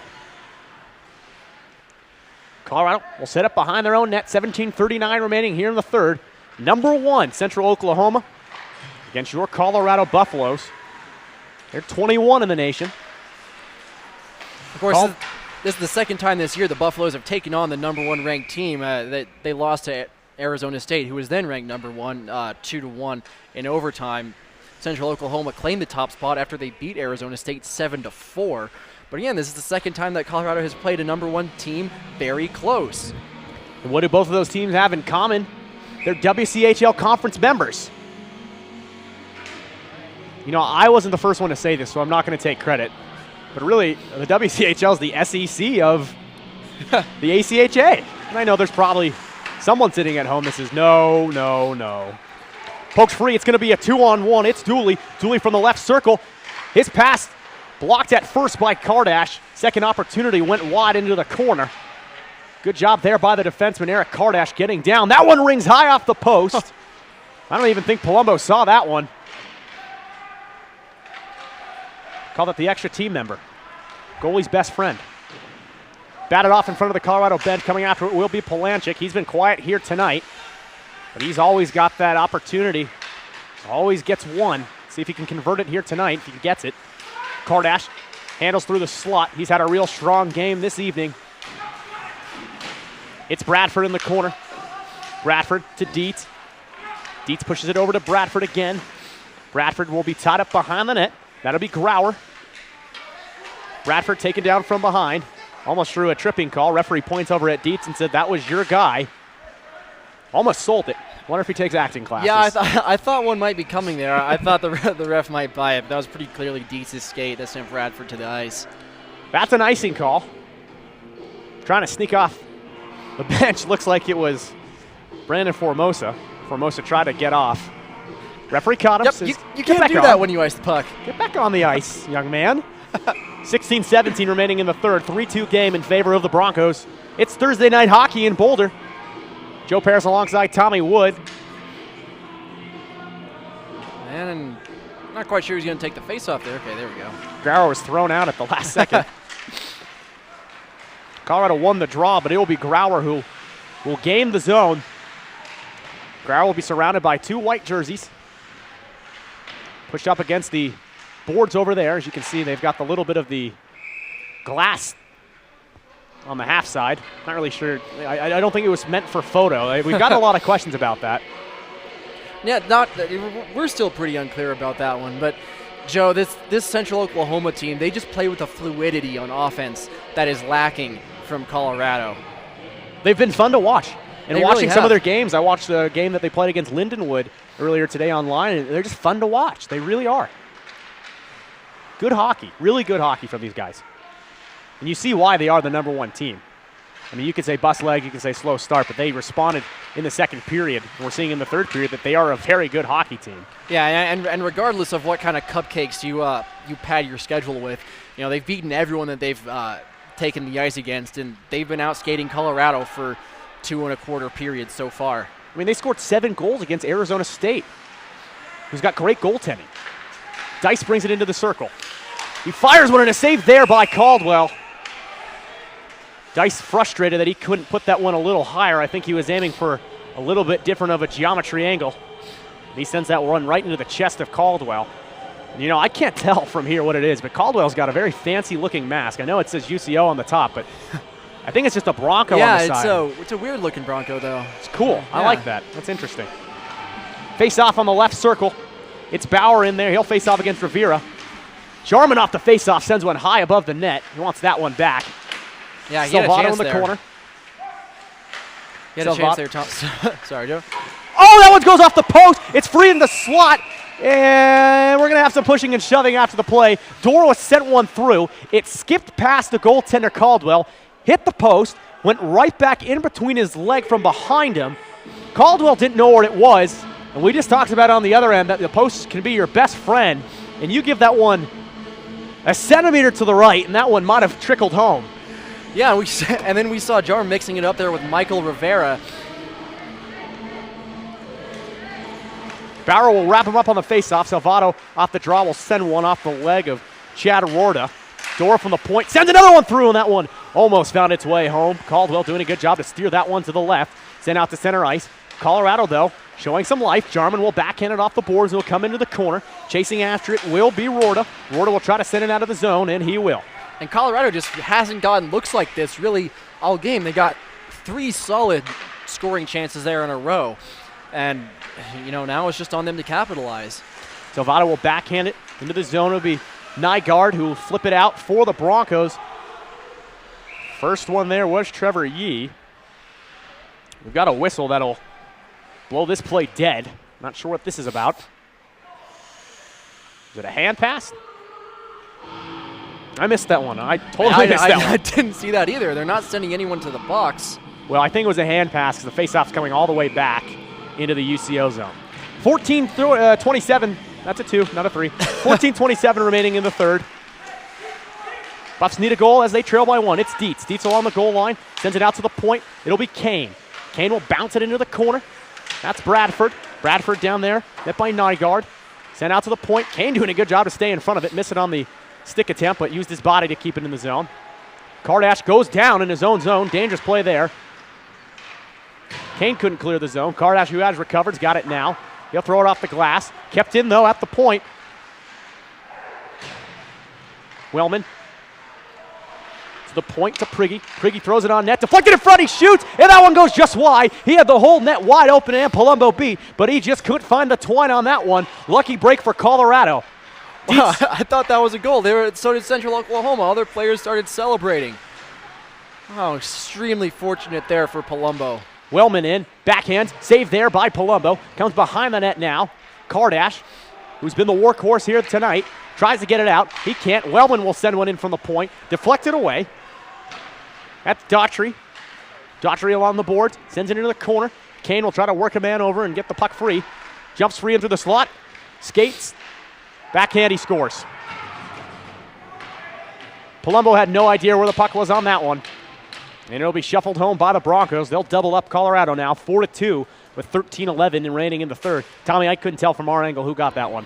No, I couldn't either, but it doesn't really matter. That was too easy for Central Oklahoma, and Palumbo, he didn't even know where the puck was on that play. They couldn't keep these Broncos tied down forever, and now, as we've seen, this 4-goal explosion in a period and a half or thereabouts. 4-2 now in favor of Central Oklahoma. We'll get the goal scorer here for you in a second. Right off the faceoff, though, Broncos showing more life. It's Rice. Rice behind the net of Colorado. Time ticking away.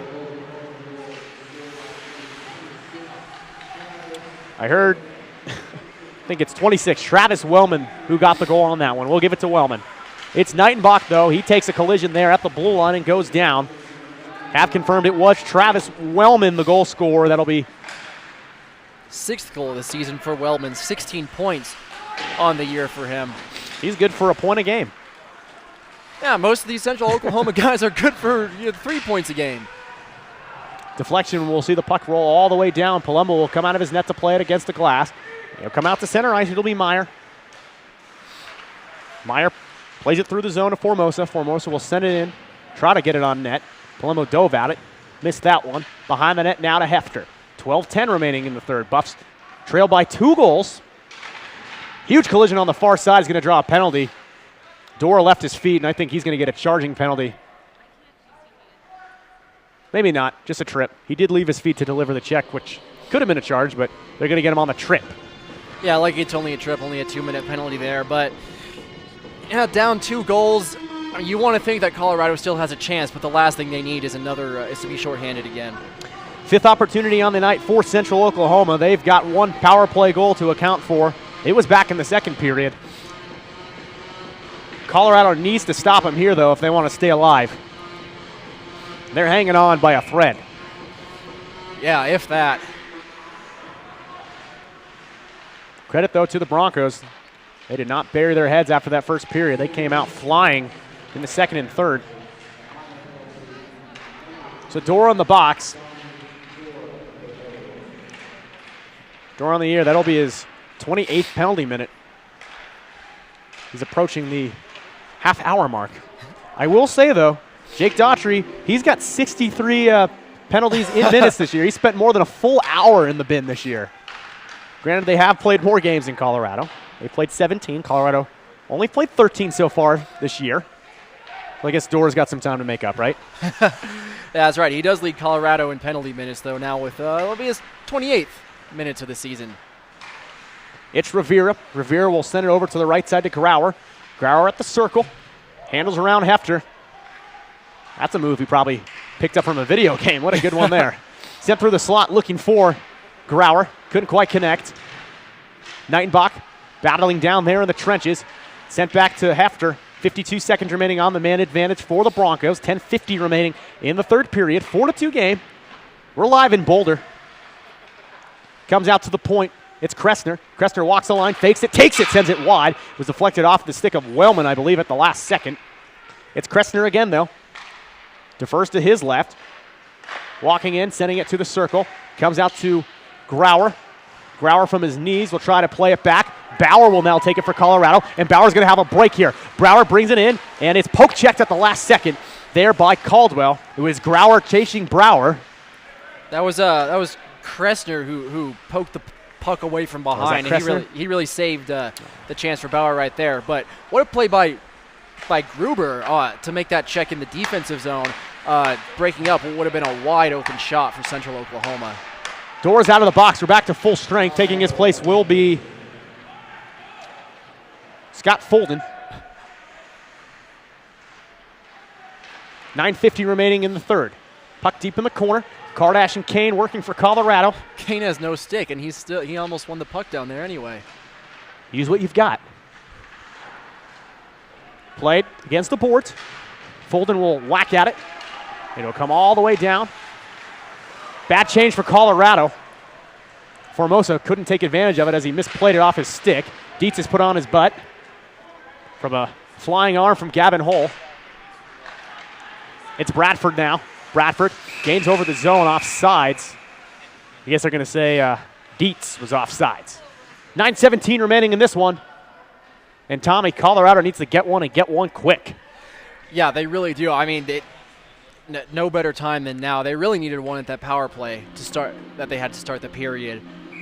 Because a 2-goal deficit against this explosive of an offense, it's not going to be easy to come back from. I misspoke. Grammatically, it'd be quickly. It's an adverb, correct? You're the writer. Well, I'm not the editor yet. That's true. Yet. It's Martin. Martin for Colorado will play it off. It's turned over, though. It's Rivera now. Rivera tries to dangle around a man. It's poked free. Yeah, Martin making up for that turnover by stealing it right back. But those defensive zone turnovers for Colorado, they're just so costly. Bradford sends it over to Dora. Dora handles through a man. Dora tries to fire it on net. The captain, Prigge, deflected it away. Dora will rot him into the boards. That was a nice move there by Dora, nutmegging Andrew Hodder, to use another soccer basketball term. But, when he did that, he kind of lost control of the puck, let it get too far away from him. Dora, the defenseman, not known on the team for having the best hands, but there he showed a really bright spot. Good move. And that's what you like to see from a defenseman jumping up the play, crashing the net hard. He very easily could have created something awesome on the doorstep. Yeah, anything you get like that from your defense is it's like a nice bonus. It's the cherry on top. Colorado hasn't gotten a lot of that from their defense, from their defensemen this year. Puck slipped out of the zone. Wiggins doesn't believe it. Are they calling an offsides for that? Yeah? Yeah.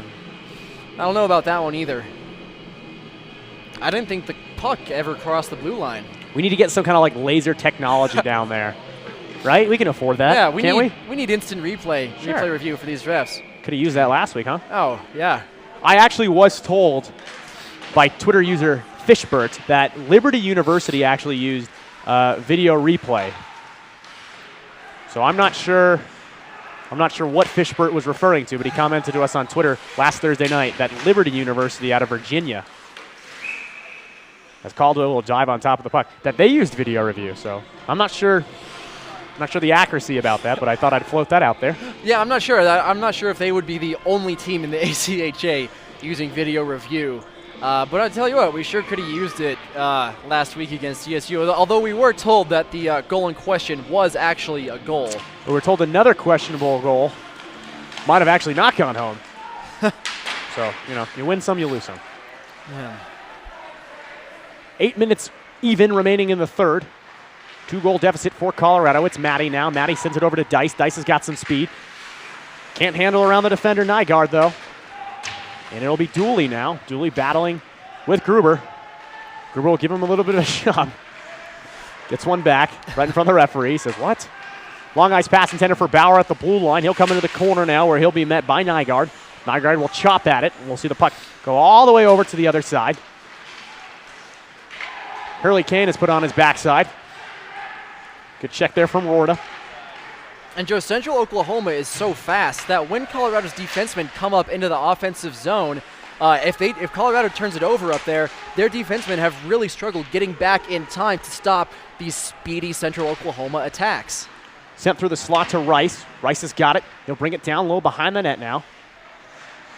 Rice will be chased down by Kane. Centering pass is knocked off the leg of Kardash. So it'll be Jarman now with it. Jarman will send it across ice for Bauer. Bauer brings it in, shoots it on net, goes just wide. Good bounce comes out the other end. No one there, though, to jam it forward for Colorado. Bauer will swing and miss at the blue line, so it comes to Dora. Dora will weakly push it forward to Formosa. Formosa for the Broncos. Fires it on net into the glove of Palumbo. And Palumbo will say, easy as cake, I'll hang on. Yeah, it doesn't get much easier than that if you're using the glove. But as we tick down inside of 7 minutes now, if Colorado doesn't net one within these next couple minutes, it's really time to worry. Give your boys a shot. Shot on net is a save there by Palumbo. The rebound will be pushed out of the zone. Palanchik off the glass. Comes down low. Bradford will chase after it. He'll lay down the lumber. Sent through the neutral zone. Formosa. Formosa over the line. Loses it in favor of Harley. Harley doesn't get all the tape on it. Still finds its way into the corner. Puck loose through the slot. Sent over to the other side now to Bradford. Bradford will backhand at it. And it'll now be Dora. Dora can't get out of the zone. Palanchik waiting for it there at the blue line. Will carry it out to center ice. Good move. Couldn't keep possession of the puck. And we're going to get a whistle. And that's a hand motion I have never seen in my life. It's a penalty against Colorado. I thought they were going to call it a trip for, I couldn't tell which Central Oklahoma player it was that went down at neutral ice. Don't know who they're calling the penalty on either. Looked like a karate move. I don't know what that was, honestly. It was Flying Lotus or something. It'll be Sline. Liam Sline will go to the box for 2 minutes. I'm going to keep my ears open on this one. I want to hear the call. Hold on. 5:57 remaining in the third period of play. Colorado needs to bear down here. This will be Central Oklahoma's 6th chance on the night. They are 1 for 5 thus far. And it's really amazing that Colorado has only allowed 1 goal in those 5 chances with how great a power play team Central Oklahoma is. But the Buffaloes really, aside from a few possessions here in this third period, they, again, have not been able to mount an attack. And that goes back to the team speed of these Central Oklahoma Broncos. It helps them, getting those fast attacks out there, but also they're getting in the passing lanes really before the Buffaloes even have a chance to make a pass. So the call against Colorado was too many men on the ice. So Sline is serving it. And now Knightenbach is going to take a seat for 2 minutes as well.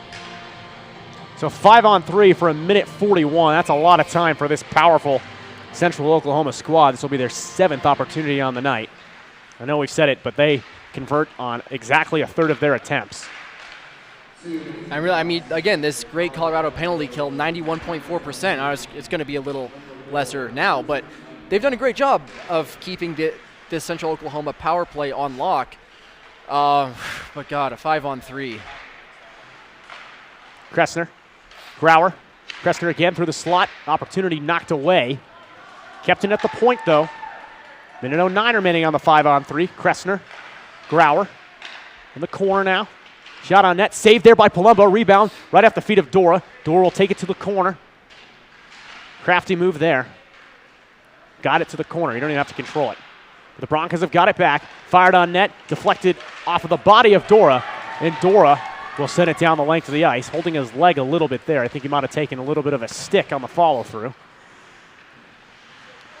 40 seconds remaining on the 5-on-3. Shot on net into the chest of Palumbo off Trevor Yee's stick. Wow, and when Yee shoots, he does not hold back. I mean, every shot he's taken so far has been a screamer. That one, though, just right up Palumbo's chest, no real chance of going in.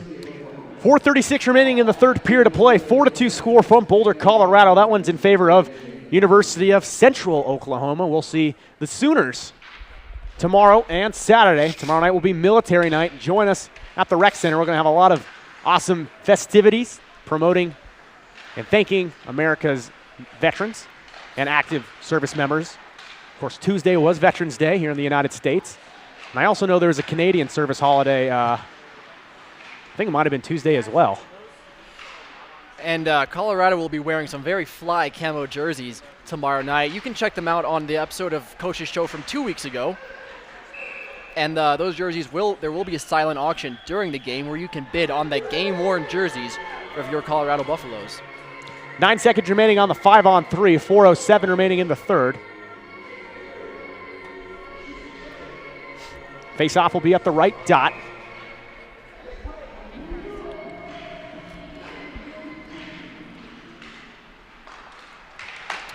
Shot on net, deflected high off the glass.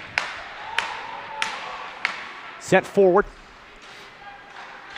Through the slot, deflected. Out of the box is Sline. He'll be replaced by Jarman. Here comes Bauer. Bauer will carry it in. Bauer pushes it forward. Kardish can't quite get to it, and we're going to get a penalty here when UCO touches up.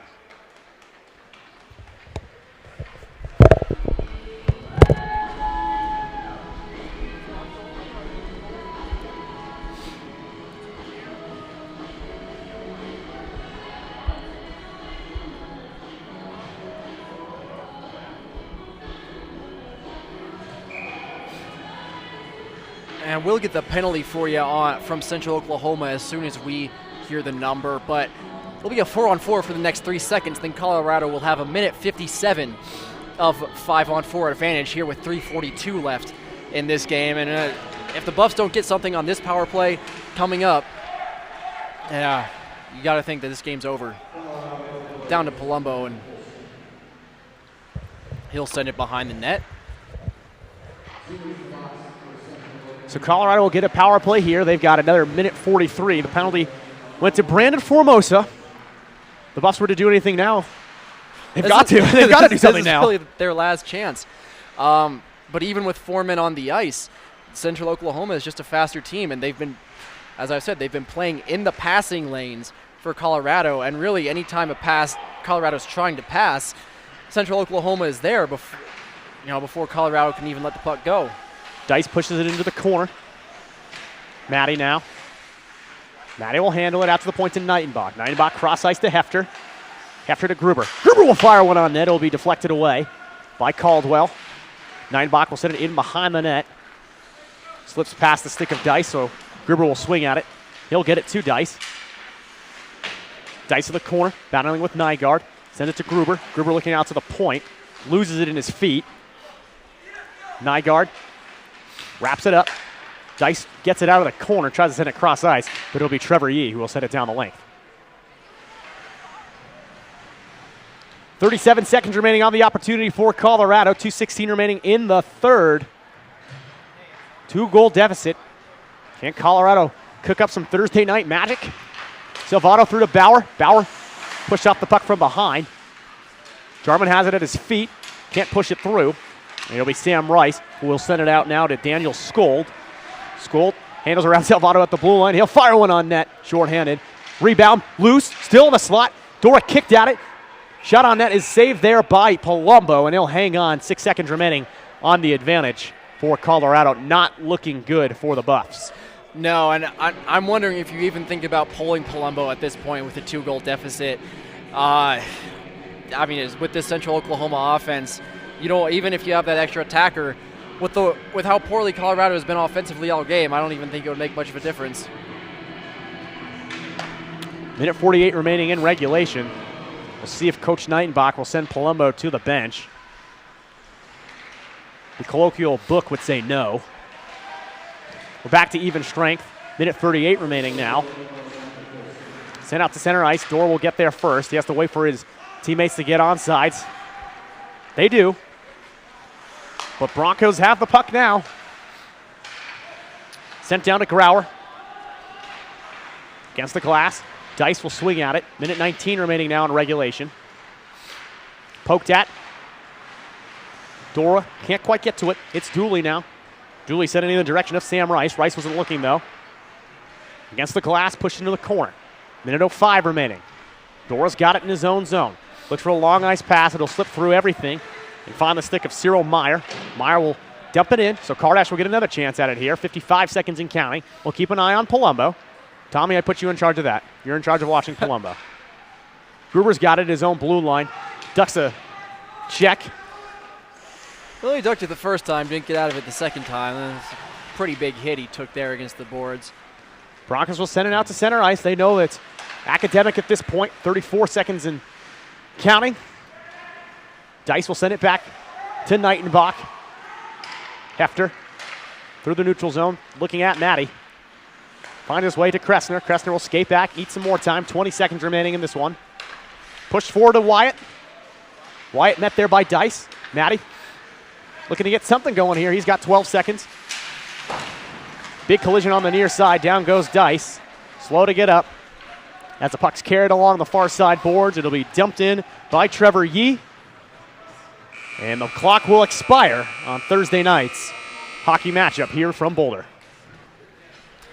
Well, Joe, you like to see Colorado jump out to the 2-goal lead in the first period like that, and that really was a positive sign. But they did it on 2 rather fluky goals, and then for the rest of the game, they were just outskated and outplayed by this Central Oklahoma team. Central Oklahoma is faster, and they weren't necessarily more aggressive, but that speed advantage just made everything easier for them. They got to the puck quicker, they got on the attack quicker, they got back on defense quicker.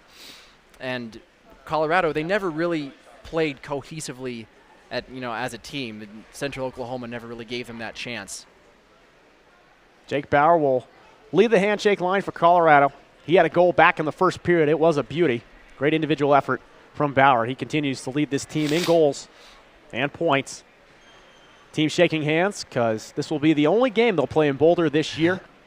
They will head to Fort Collins tomorrow. The Broncos will. They'll have 2 games against the CSU Rams, who are in action tonight against Oklahoma. And so Friday night and Saturday night, we will see the Sooners here at home. Your final score from Boulder, UCO 4, University of Colorado 2. Alongside Tommy Wood, I'm Joe Paris. Tommy, your final thoughts here on the night. Well, it's a positive sign from Colorado to come out here and show that they can at least play a competitive game against the #1 team in the country, as they have already this season. Tommy, it is disheartening that Colorado fell apart there in the final 2/3 of the game, but they showed really, really good heart there in the first period of play and got some good bounces. And we've seen now that Colorado can play with the best. I mean, last year that wasn't even in the conversation. You had a #1 team in the country come into Boulder, they'd blow them out. I mean, we saw the Oklahoma Sooners come in on a Thursday night and win like 8-0 last year, and that's just out of the conversation now, and it shows the growth of this program with the new coaching staff and the influx of new players. Yeah, it does, and that's the first step for any rebuilding team. It's when you're playing against the best teams, it's not necessarily if you can beat them, but if you can at least play them competitively. And Colorado has done much better than I think anyone expected against the two teams they've played this year that have been ranked number one.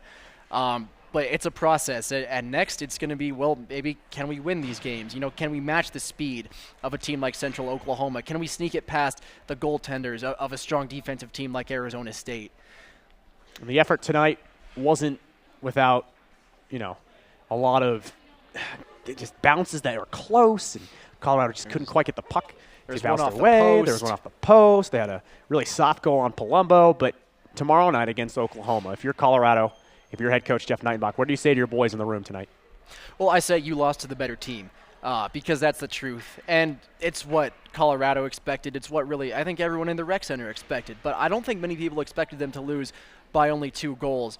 And where you really have to be impressed is how they played on the penalty kill with one of the best power play teams in the ACHA, holding them to only 1 for 6 on the power play.